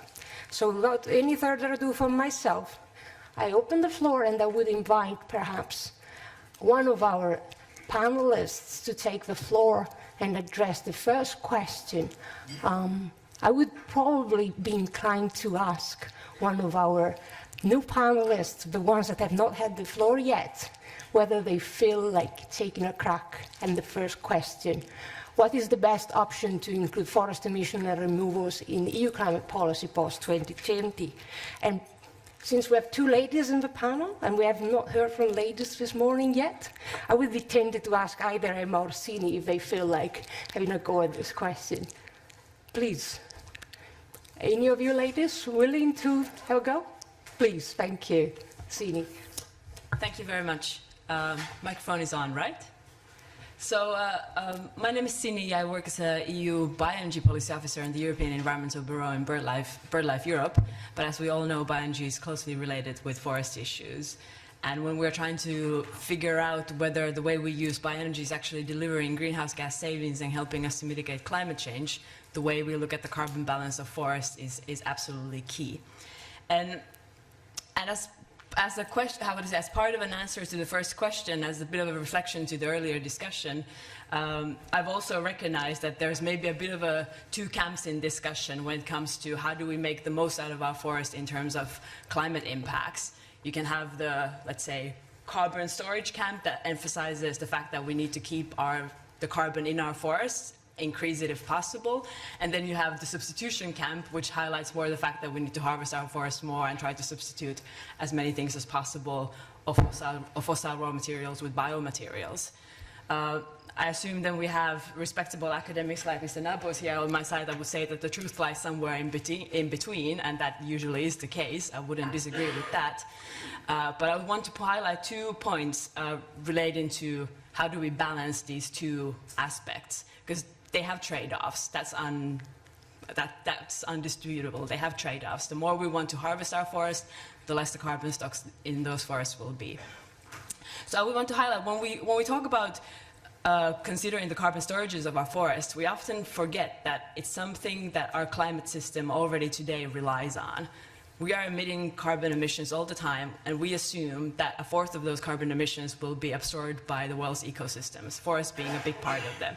So we've actually already built in this assumption in our whole system. If we cause a lot of deforestation, degradation of those ecosystems, and damage their potential to do this mitigation or do this absorption, we're changing the whole balance of the global carbon cycle. So if we want to have anything on top of this, any additional benefits on top of this, and I think we already have a lot of work to do to make sure that those carbon stocks remain as they are and will keep their ability to absorb more carbon. We already have a lot of work to do there. If we want to have additional carbon benefits from those carbon storages, that's a whole nother story. That's a whole nother kind of area of activities. It's not just about continuing our current way of forest management that needs to be done, because that's what we're already relying on our forests to absorb carbon. So taking it, kind of remembering that we are already heavily relying on forests in our carbon ecosystems, and their absorption would be one thing. The other thing that I want to highlight is that as we are talking about substitution of other products with wood products, we often tend to forget to talk about the kind of substitution. We often feel like we're just heading on directly. Whatever substitution of fossil fuel raw materials is all good for the climate, let's go for it. We're in a limited planet, with a limited amount of land, limited amount of forest, even if they would be growing. And we need to be careful about the kind of substitution that actually makes sense from a climate perspective. Not all substitution makes sense. And I think the way that we're at the moment running for, let's burn it, let's make disposable plastic spat out of it, anything that's bio is good, is not going to be beneficial from the climate change mitigation perspective. And I really feel we're missing a more strategic approach in what makes sense to substitute and even support with public policies to substitute and what not. And I would assume, as was already highlighted here earlier in the room, that material substitution of long-lasting materials will probably, in the long run, deliver more climate benefits than just substituting energy or products with short life cycle. That's to start with. Thank you. Thank you. Anybody else would like to step in on this one? Any other comments or questions from our part? Yes, please, Emma. Yes. Is this on now? Yes. Okay. Yes, so thank you. I'm Emma Berglund from the Confederation of European Forest Owners. Of course, private forest owners own and manage 60% of the forests in Europe, and there are about 16 million private forest owners, and as pointed out by Mr. Persson, a substantial number, actually more than the farmers, which is quite interesting. So of course we are very interested in this whole discussion about LULUCF and the role of forests in climate change. And I think that the potential is huge for the forest to contribute to solving this issue, this global problem. And for me, I think I really appreciate, Gert-Jan, in your presentation when you said that this is not opposing each other, to use the forest, to harvest the forest, or to have this carbon stock. And that's why I'm also not really agree with Sini's view of this, that if we harvest more, that means we will have less carbon stock and alter the carbon cycle. I think it's not really the picture how I see it. I think if we use the forest more and harvest more, it means we can also manage it more and manage it better and increase the stock in the forest, and at the same time use this forest for substitution. And we have quite a few examples of this, for example, in Sweden, where we increased our carbon stock in the forest. It doubled in the last century, and at the same time the forest industry grew and we could use more products as well. So I think that's kind of focusing on this, the sequestration in the forest, so keeping the growth in the forest instead of thinking about protecting sinks. We should think about increasing and keeping the forest growth and then using the forest, of course, in the best possible way for substituting fossil-based materials, moving towards a bioeconomy. And when it comes to the LULUCF options, finally, in the end, we opted for a separate LULUCF pillar in this consultation from the Commission. It was a very tricky question which one to choose, because it's not very clear. It all depends on accounting rules and flexibilities, of course. But we think it's better to have it separate because of the specificities, you know what I mean, with the forest sector and the forest ecosystem. So keeping it separate and therefore also being able to focus on how to increase sequestration and substitution. So one part is focused on reducing emissions, but when it comes to forests in Europe, we should focus on increasing sequestration and substitution. I think I'll stop there for now. Thanks, Emma. And I will actually put on the options that were outlined by the EU in its proposal, as well as the consultation that Peter mentioned was held earlier this year. So you would favor the third land sector pillar, or you would prefer the status quo option? It depends really on how you formulate it, but which one of the two? The one, yes, the status quo, as it's called, the LULUCF pillar, so keeping it separate from the other ones. Yes. Very good, thanks a lot. Marco, maybe you want to go next? I would like to go next indeed. Normally I'm on panels because I have an opinion, that's why they pay me. The challenge is I don't really have a clear opinion on this one, so you should kick me off the panel. I think that's the start of my presentation. I'll be gone, thanks, but I think I'm not the only one, and that's why we're having this discussion. Because my first answer to what is the best option to include, maybe the answer is not.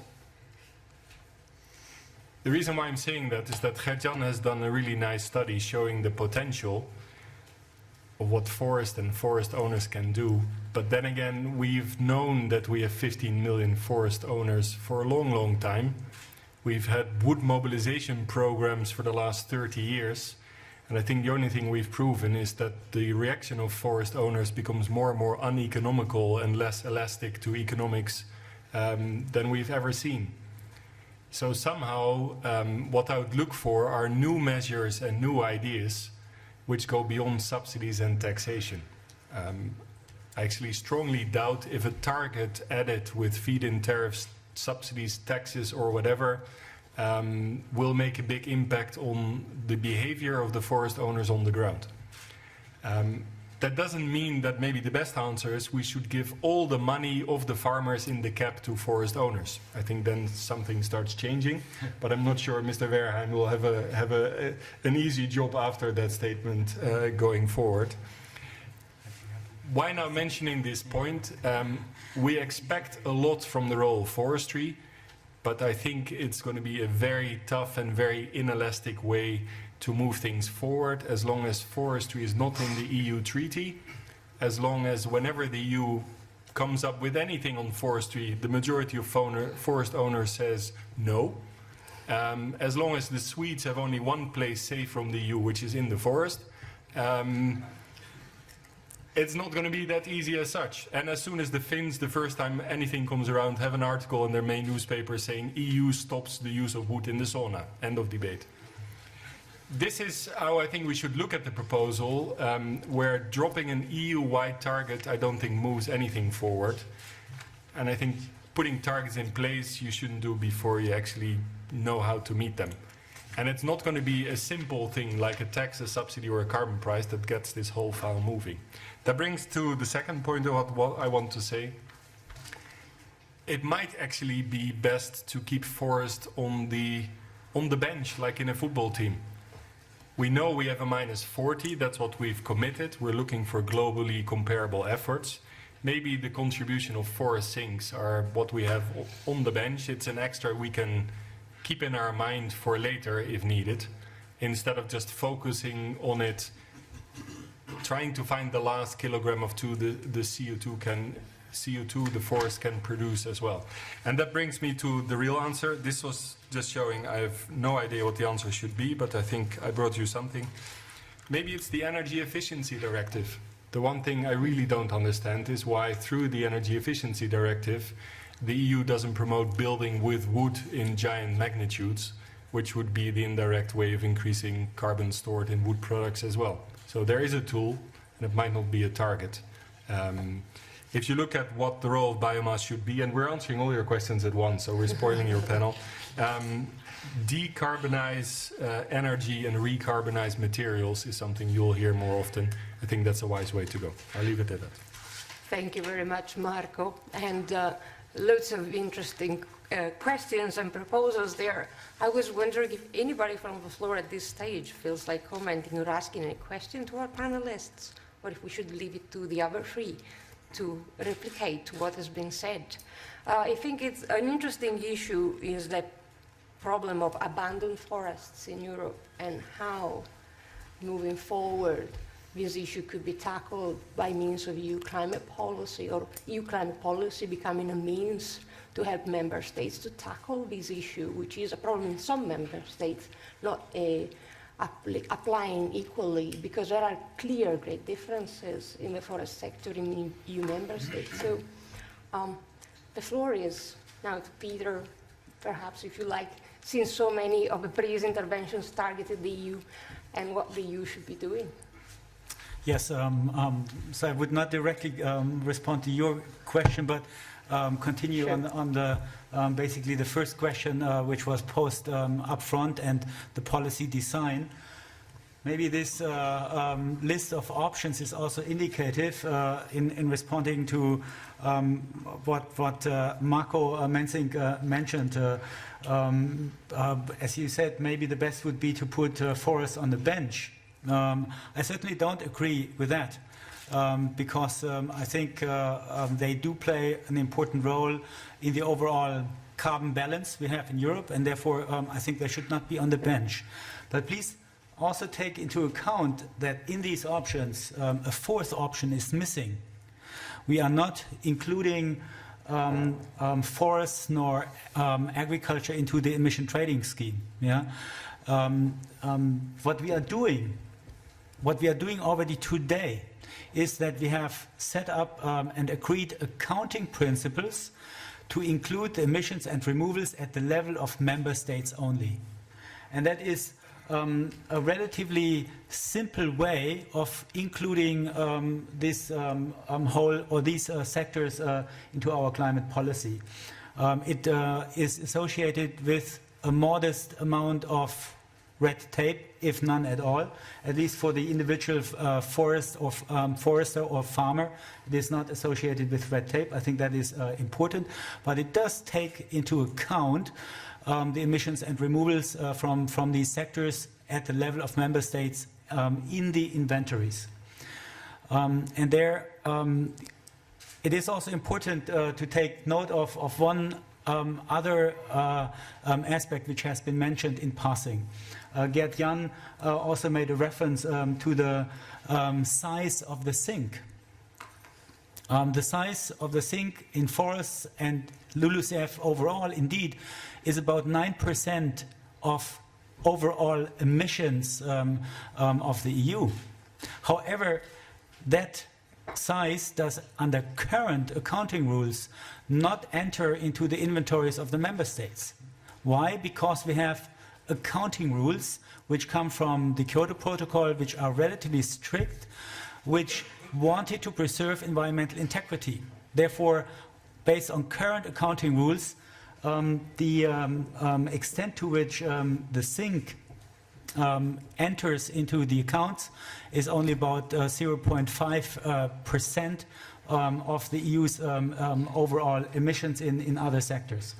Therefore, what I want to say is that we already today have accounting principles which try also to strike a balance between environmental integrity, but also acknowledging the different positive contributions from the activities in the LULUCF sector, and that is why, from our point of view, in view of what is the best policy option, is also to build on these accounting rules, as I have said before. That is very important in order to make headway in the future.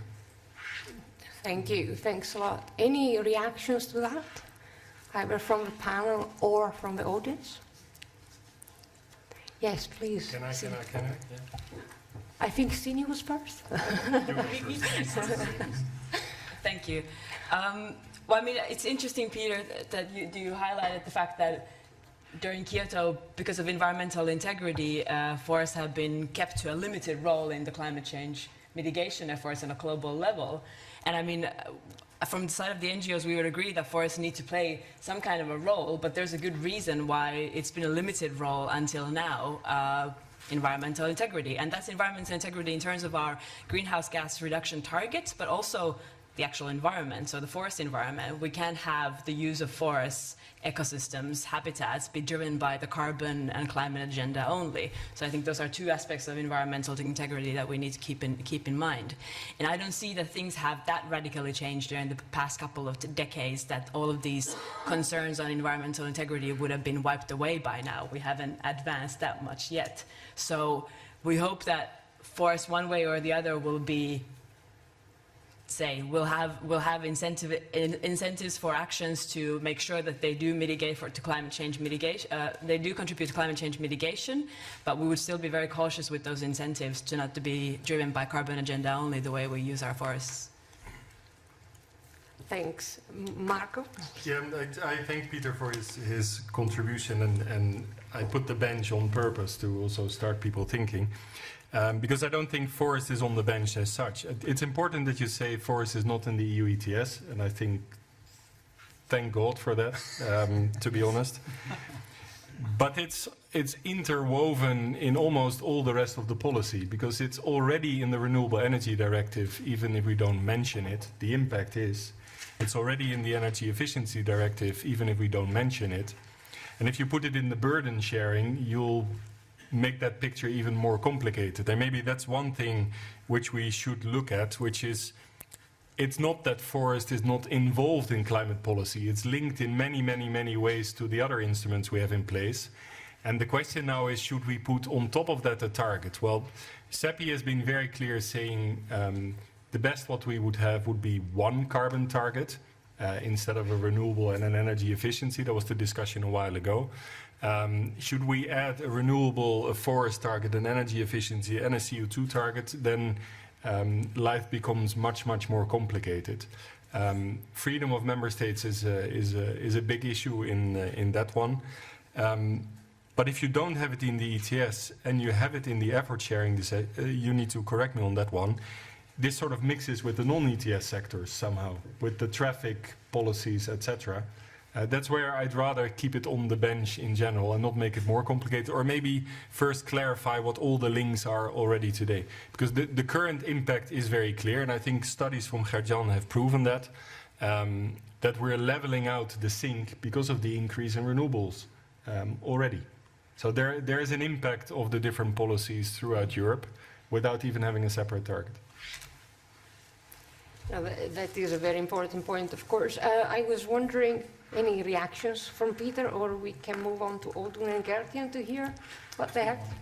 Okay, Audun first then, please. Yeah. First of all, I would say that Norway have not decided on with regard to which of the options will be relevant for, or the best from our side. But obviously, I would doubt that the fourth option, including ETS and LULUCF into ETS, I would not regard that Norway would support such an option. But of course, it's interesting to have that discussion on board still.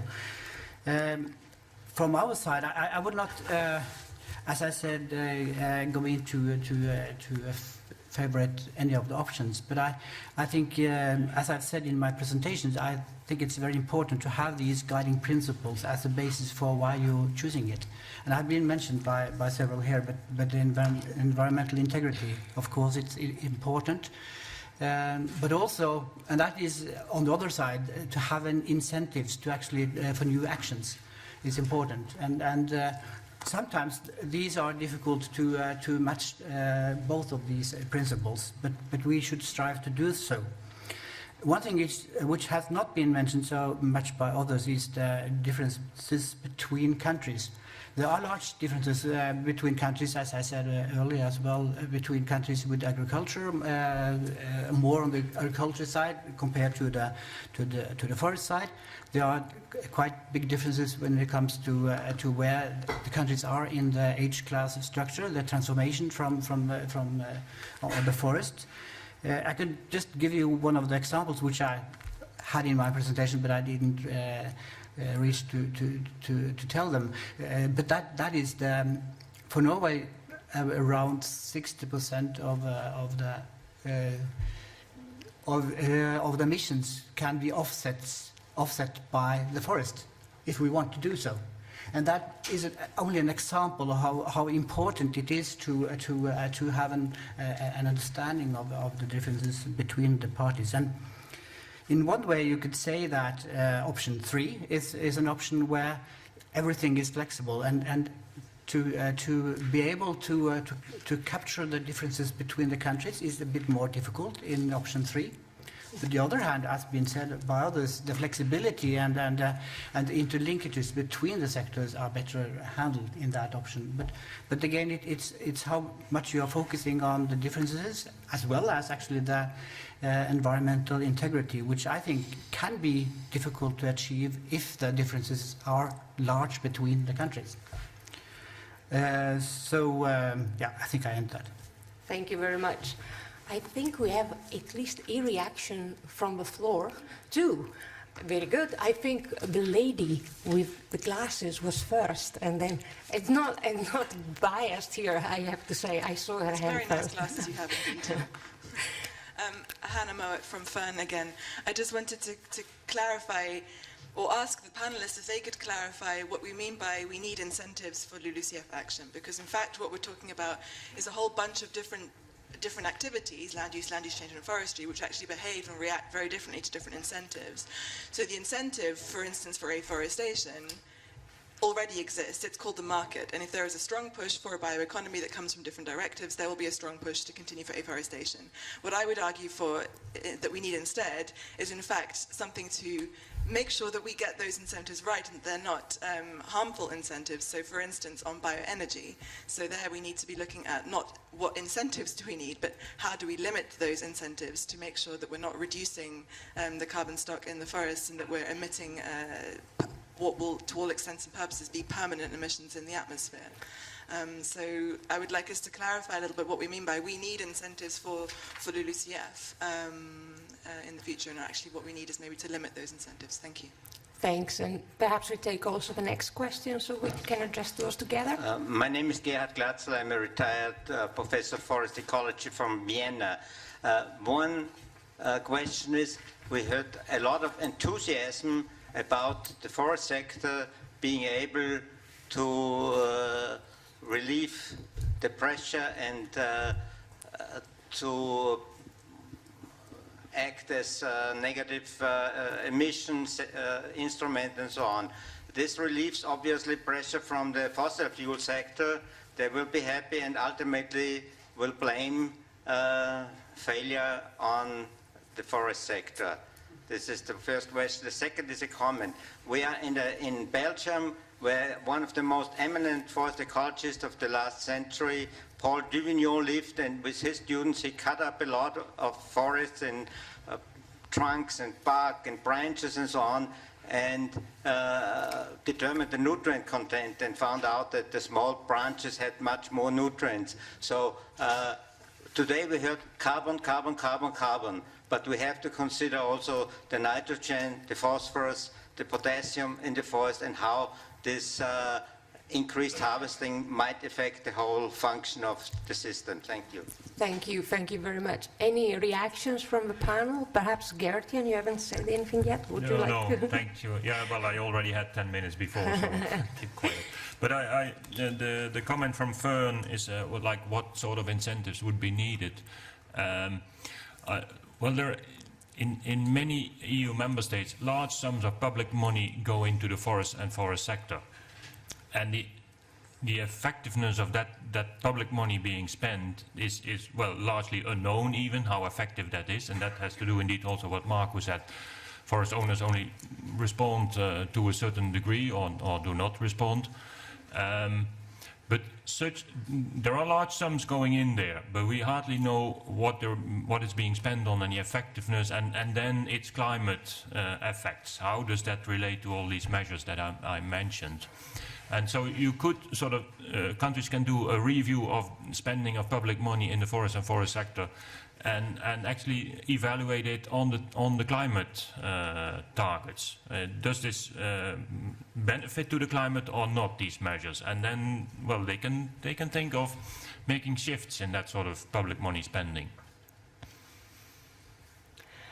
Any other panelists? Please, Sini. Oh, sure. Well, I would actually happily want to echo what previous speakers said on the incentives. I agree perfectly that we already have a lot of incentives for the way that we first produce wood, but also for the way that we use wood in place. And aligning those incentives first so that they actually contribute to climate change mitigation would be a first starting point for me before coming up with new incentives or new targets. In that process, if we come across good ideas for new incentives, why not? And as NGOs, we haven't either been opposed to the idea of a target to incentivize action in the forest sector. Maybe that would be an incentive for us to align those existing policy measures, subsidies, support for forest owners, and so on. If target is needed for that, why not as well? But the crucial thing about target is that the accounting needs to be correct. And the way that we're currently accounting for our emissions in forest and the LULUCF sector is something we don't consider to be robust enough. It's just highlighted by the examples put on the table over there right now. We're saying that the LULUCF sector should contribute to a 30% greenhouse gas mitigation target in the effort sharing decision, or that was said by Peter Wehrheim's slides earlier. 30% of what? 30% of 1990 levels? That 1990 level, as we currently know, doesn't have any LULUCF in it. We can't compare emissions that have one set of sectors to a baseline that has another set of sectors. So if we want to be serious about a target, these kind of things need to be aligned to make it a robust system.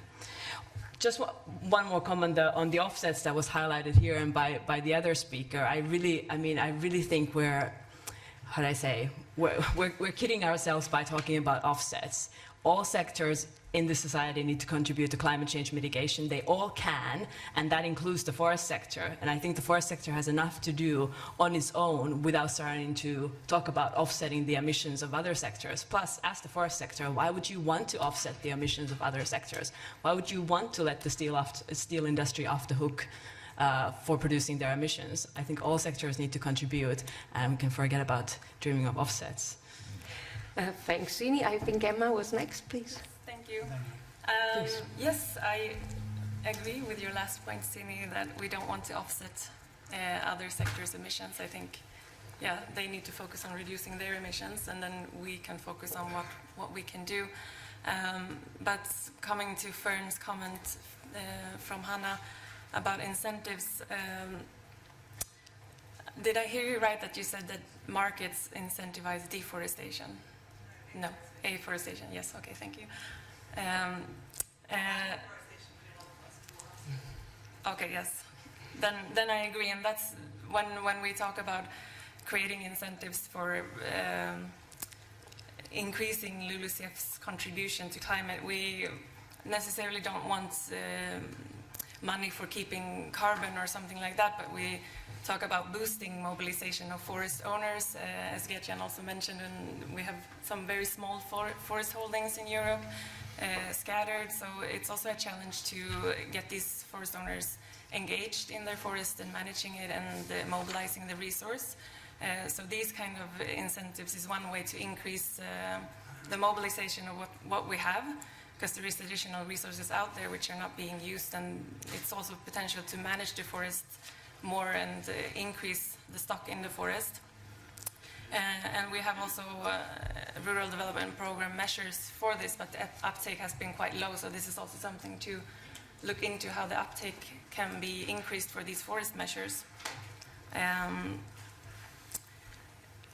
So that's the kind of incentives we could look at, and then the other types also for the markets to create, like increasing building with wood, for example, is a great example, because that would then drive the forest owner, because forest owners, they manage their forest for multiple uses, but the high value timber is what of course gives the most money, and with that you also get the other smaller timber and the residues which can be used for energy. So I think incentivizing that is also something, or promoting wood building rather, could be a great option, which was also mentioned by Marco. Yeah, thank you. Thanks, Emma. Peter was next. Yes, let me come back by maybe contradicting or taking a different view on one argument which Sini mentioned, and but at the same time also saying that I have the same views as she has on another one. So I think the positions we have heard from Fern and from BirdLife, of course, some of them make a lot of sense, but others are overstretching the arguments from my point of view. We also agree that indeed not all uses of biomass make sense, for instance. There we are very much aligned with what you are saying. We also see that a cascading use of biomass coming from agriculture, but also from particularly from forests, is best in view of supporting environmental objectives.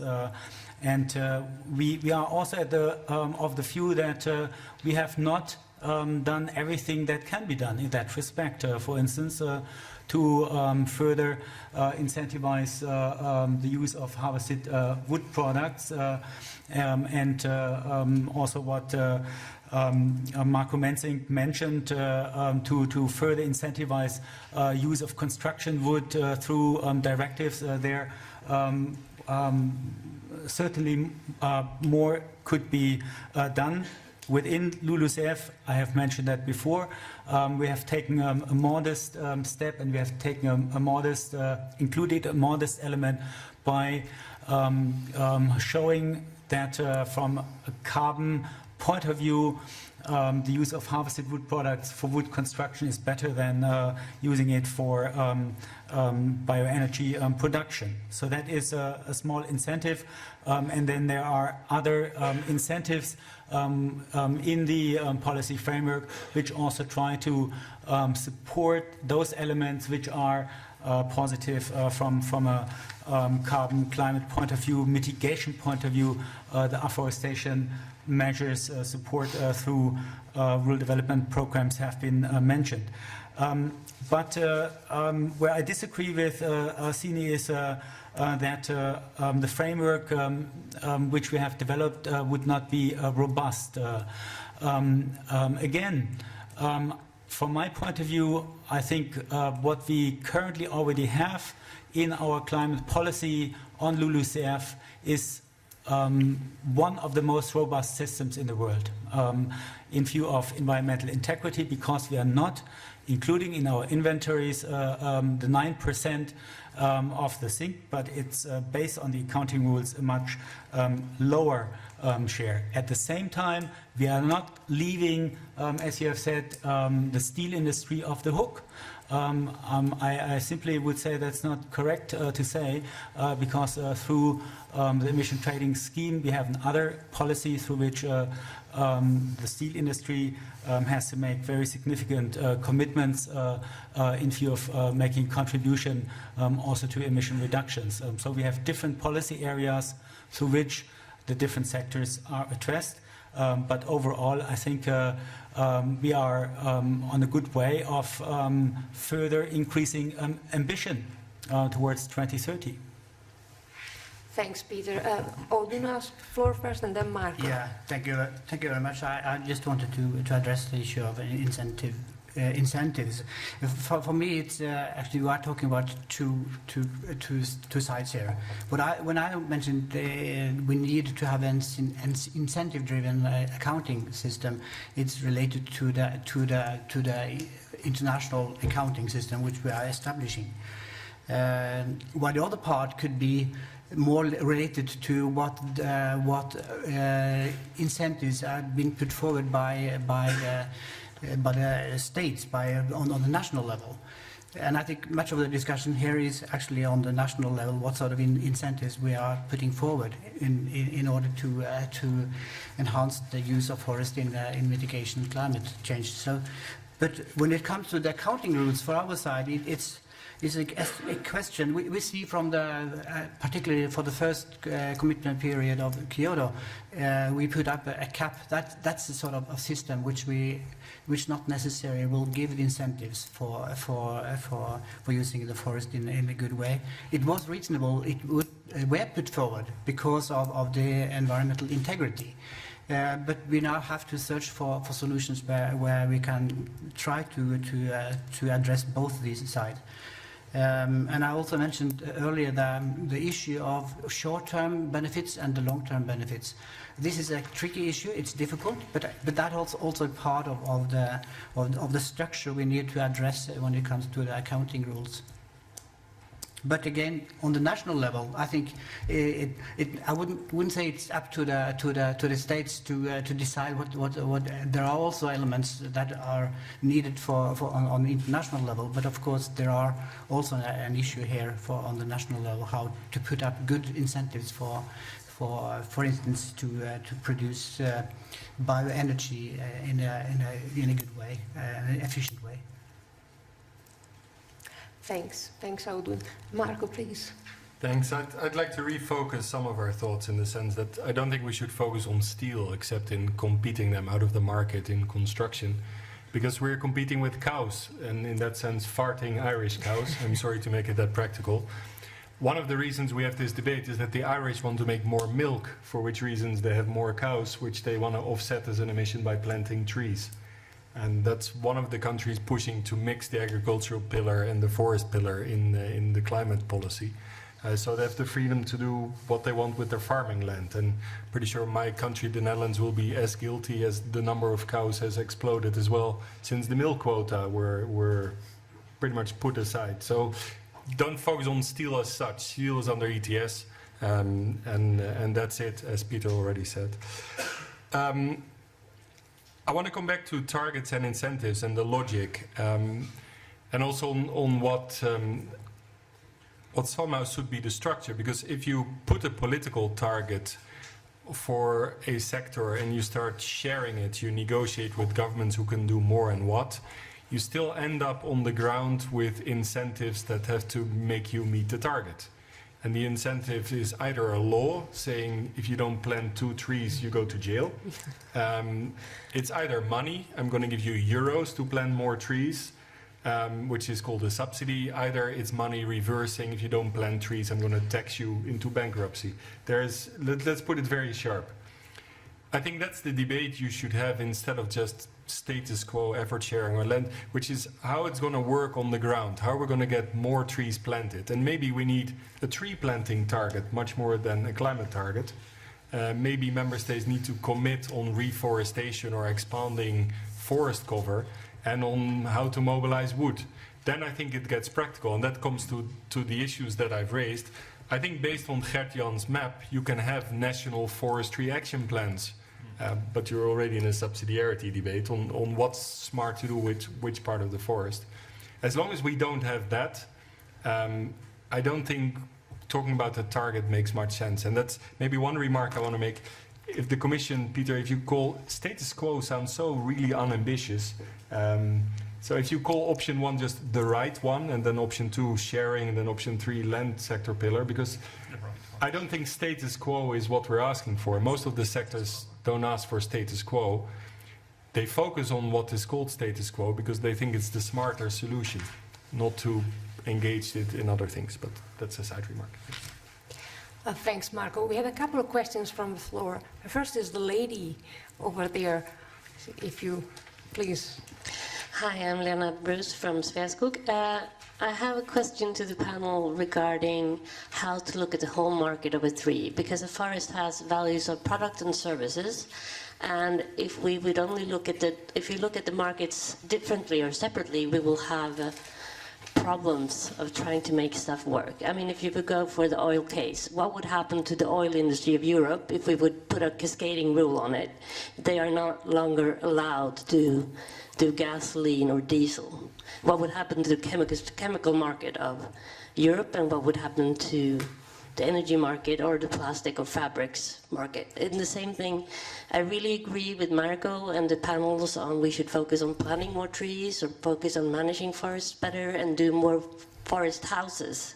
But the problem is if we say we should build more houses, but then we try to ban the use of forest in energy or in other sectors, the residues from the house building, we would actually make it harder to build more houses because we would have a less resource-efficient market.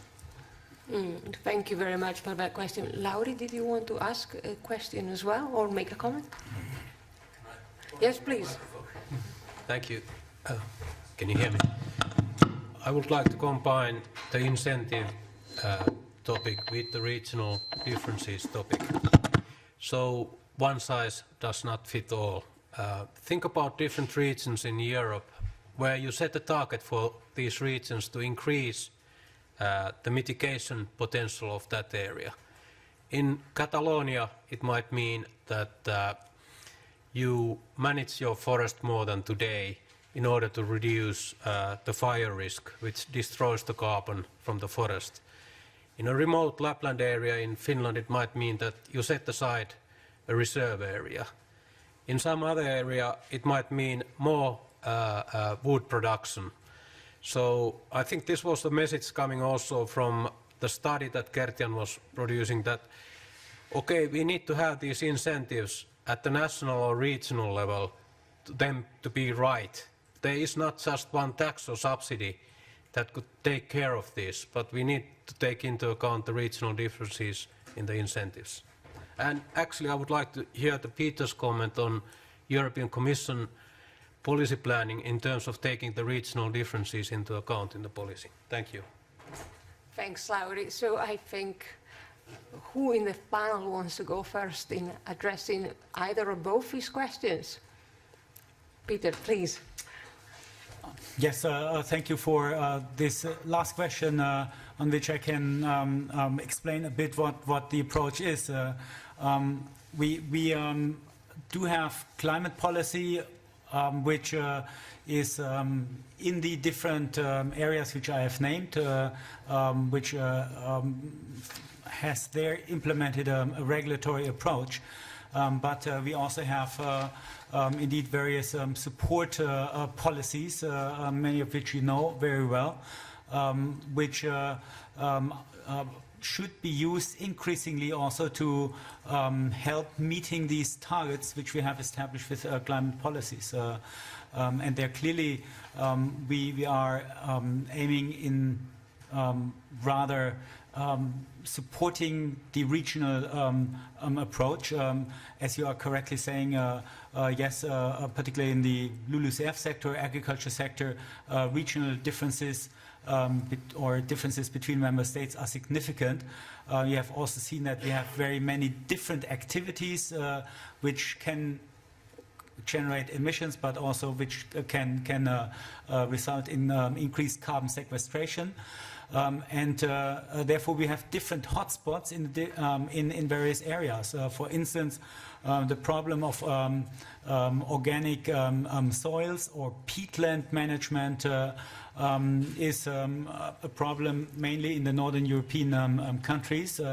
Northern Germany, this is certainly a hotspot, and accordingly also in some of the regional programs on rural development, northern German regions have taken that hotspot up, and they are providing support to farmers to re-wet the organic soils, and they are using funds from rural development. And this approach is supported by the Commission. We have implemented also an overall aspirational target in the EU budget that overall 20% of the entire EU budget between 2014 and 2020 should be related to climate objectives. And that refers to all policy instruments, be it cohesion policy, be it the common agriculture policy, be it rural development, be it Horizon 2020, and last but not least, a small but nevertheless important program which I have mentioned at the end of my presentation, the LIFE instrument, in which we do have a climate action sub-program. We have put a call online this year in which we are explicitly asking for proposals to address climate smart agriculture and forestry. And these are really projects that are meant to be implemented at a local, regional level and taking into account really the specific circumstances at the local level. Thanks, Peter. I think Sini wants to come first. Next, please. Thank you. So let's get down to incentives. This is a good hot topic of the discussion. I'd like to make a differentiation. We have two kinds of incentives. We have the one side for the forest side and for the production of raw materials from the forest, and the other side for the consumption. And I think different logics should apply to these kind of incentives. I think the regional approach that Lauri was calling after for is more to be applied on the production side, whereas the consumption side incentives are maybe easier to manage on a higher level. And we have two key pieces of existing policies on these two sides. On the consumption side, we have the energy policies that are telling us to burn wood. We don't really have any other consumption incentives on EU level. And if we want to make the most out of wood from a climate perspective, we would call for a realignment of those subsidies in line with incentives, not just subsidies, political incentives in general. To be in line with the cascading use, support the kind of use, wood use for energy that doesn't have so many other purposes to replace materials and so on. On the production side, I think the strongest incentive that we have, it comes from the rural development for the way that we manage our forests. I wouldn't maybe first be calling for more trees or reforestation or forestation. There is money in afforestation in rural development. A lot of it was used to plant exotic trees and all these kind of things, so rules have been adapted and we're going to a little bit better direction on that. I think many countries already have legal obligations to replant a forest when you cut it. It's hard to make the trees grow that much denser than they're already growing, so I'm not exactly sure where we would put all those new trees. I would put the efforts in trying to manage the forest that we already have in a more sustainable way, and in that way contribute to the production side of aligning our incentives. And just as a comment to the lady here on the floor that was calling for cascading use and also for the other industries, if I got your point, why are we not calling for cascading use for the oil and fossil fuel industries? I mean, it's about resource efficiency. Basically, as NGOs, we are calling for more resource efficient use of all resources, not necessarily on fossil fuels, because we're busy trying to kick them out of the market altogether, so we're not that much discussing what should be burned, whereas we're trying to cut down fossil fuels in the energy sector altogether. But when it comes to resources that we do want to be using in the future as well, we need to make sure that the public incentives to use those resources are well aligned with the resource efficiency. Marco, who was next, please? Yeah, 2 points to make. Thank you for that. Especially nice after following Sini. We think that distorting bioenergy subsidies are actually environmental harmful subsidies at the moment, which should be phased out. That's a Brussels policy statement. And other sectors do have cascading. Look at the way the oil sector taxation with diesel, gas and other materials are built. In general, we think the subsidies for bioenergy should be strongly reduced at this moment in time. And I think the timing is there next year, 2016, to do so. Because, as said, decarbonize energy and recarbonize materials, it's time the materials also come to the fore.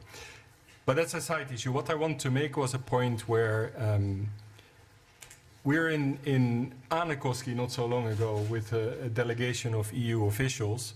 And this is a call to be more creative. One of the interesting things there was the use of ICT to open up the forest owners to more economic behavior. And if you look at the digital agenda of the Commission, to get access to those 15 million forest owners is probably the biggest part of the puzzle, where broadband around Europe can have a big role. In this case, in Äänekoski, they brought people to the forest where in the harvesters you can see where you are, GPS helps you, and the forest owners are actually linked to the wood markets in a much smarter way. That combined with the maps of Gert-Jan, I think is still an area where we can explore. And that's bringing the things together in a bit of a circular way, ending the subsidies to simply burn, bringing the subsidies to be smarter in the forest forward, I think is a way that can help us all. So you shift from demand side to supply side, but you can add also support in this part of the puzzle, which is how do we get access to the forest, how do we optimize its use. We used to say in SEPI for a long time, we wish that all forest owners behaved like Finns. I'm not sure we should say that in this room, but a more uniform approach to forest management across Europe is something where incentives still could play a role, which would benefit us all. Thanks, Marco. I think Emma wants to go next. Yes, thank you. Yes, where to start? So the cascade principle, of course, it's always mentioned in these debates, and from the forest owner side, we're very skeptical about how this principle is being thrown out as the silver bullet to solve everything. We would rather that we focus on resource efficiency, because of course we need to use our resources efficiently. But if cascade use means to prioritize how we can use the wood, that is definitely not the solution. And the market would deal with that much better than to try to create a hierarchy of use. And of course, I think people promote the cascade as a way to solve these distorting incentives which for the energy, but I really don't think the cascade should be the solution to if subsidies are creating a market distortion somewhere, then we should deal with that, the subsidy in case there is a problem, and not impose a hierarchy of use of the wood and steer the wood market. Also coming to this regional approach which was mentioned, I think it's also, since there is such a variation, I think it's also good to have a bottom-up approach when we talk about the LULUCF, where member states can assess what they can do, and that the EU should not say that this should be the target. This one size doesn't fit all. And this is also connecting to what Sini said, that when we talk about forest and climate and LULUCF, we also have to remember that forests are not only grown as for the purpose of climate, and they're not only grown for the purpose of energy, which was also mentioned. So the climate policy should not per se be the forest policy in the EU. Thanks, Emma. I think Gert-Jan wants to finally say something. I didn't see you. Sorry about that. Thank you. Yes, I want to come back to one of these examples that Marco gives on the Renewable Energy Directive. And for example, the Netherlands this year spends €4 billion on subsidies for renewable energy, and to a large extent that goes to subsidizing pellets that are imported from the southeast of the US. And it, well, not even touching the sustainability issue or not, that's not even relevant, but it does not lead to any innovation in the European forest sector. It does not lead to, so these sums of money are really there, and if you would even partly spend that on forestry in the Atlantic part of Europe, incentivize measures there, it's really enormous what you can achieve there, and that probably goes for many other member states as well. And I mentioned in the presentation the regions of outgrown coppice that are still managed as in medieval times. Wood ends up in a local non-commercial stove. So it's ridiculous that large parts of Europe are managed in that way. And so there's so much really what we can do, and then still find the synergy with what the NGOs keep pointing at, trees are not only there to be cut down, but we really point in the study at the synergies at a larger scale. You can really find the synergies between these various functions that forests have, and in the carbon, in the sink, in the energy. And NGOs often point at the environmental services of forest. Well, this climate service of the forest is a very important environmental service, and we need the targets to incentivize that and the measures to incentivize that. Thank you, Gert-Jan. And on that note, I'm afraid we have to close this interesting discussion, so please join me in thanking our panelists for a very interesting conversation this morning. Thank you very much.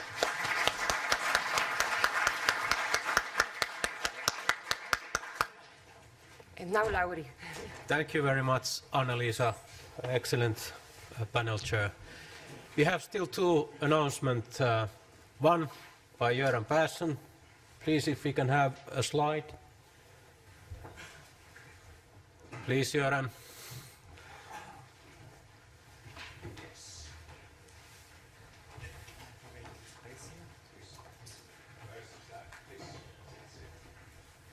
Join us at the COP21 climate talks in Paris.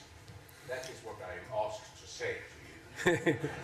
I do that because this is an important event, and most of you will attend, I think, different parts of that activity in Paris. And the 1st of December, or is it the 2nd? The 1st of December,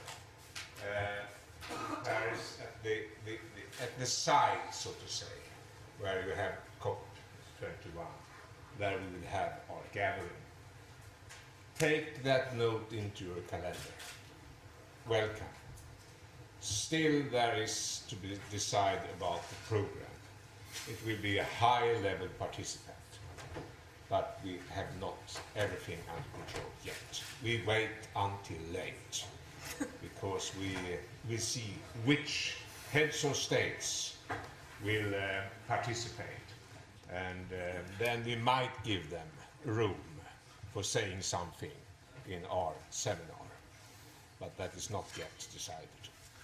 1st of December, evening, in Paris. Welcome. Thank you very much, Göran. We still have one housekeeping message. Those of you who are going to participate to the afternoon part of the program in the forest, so please be ready at 12:50. We are going to find the bus at the back of the building, not in the front, because you saw the roadworks and building works in the front. So I will lead you to the bus in the back of the building. And now the lunch is served.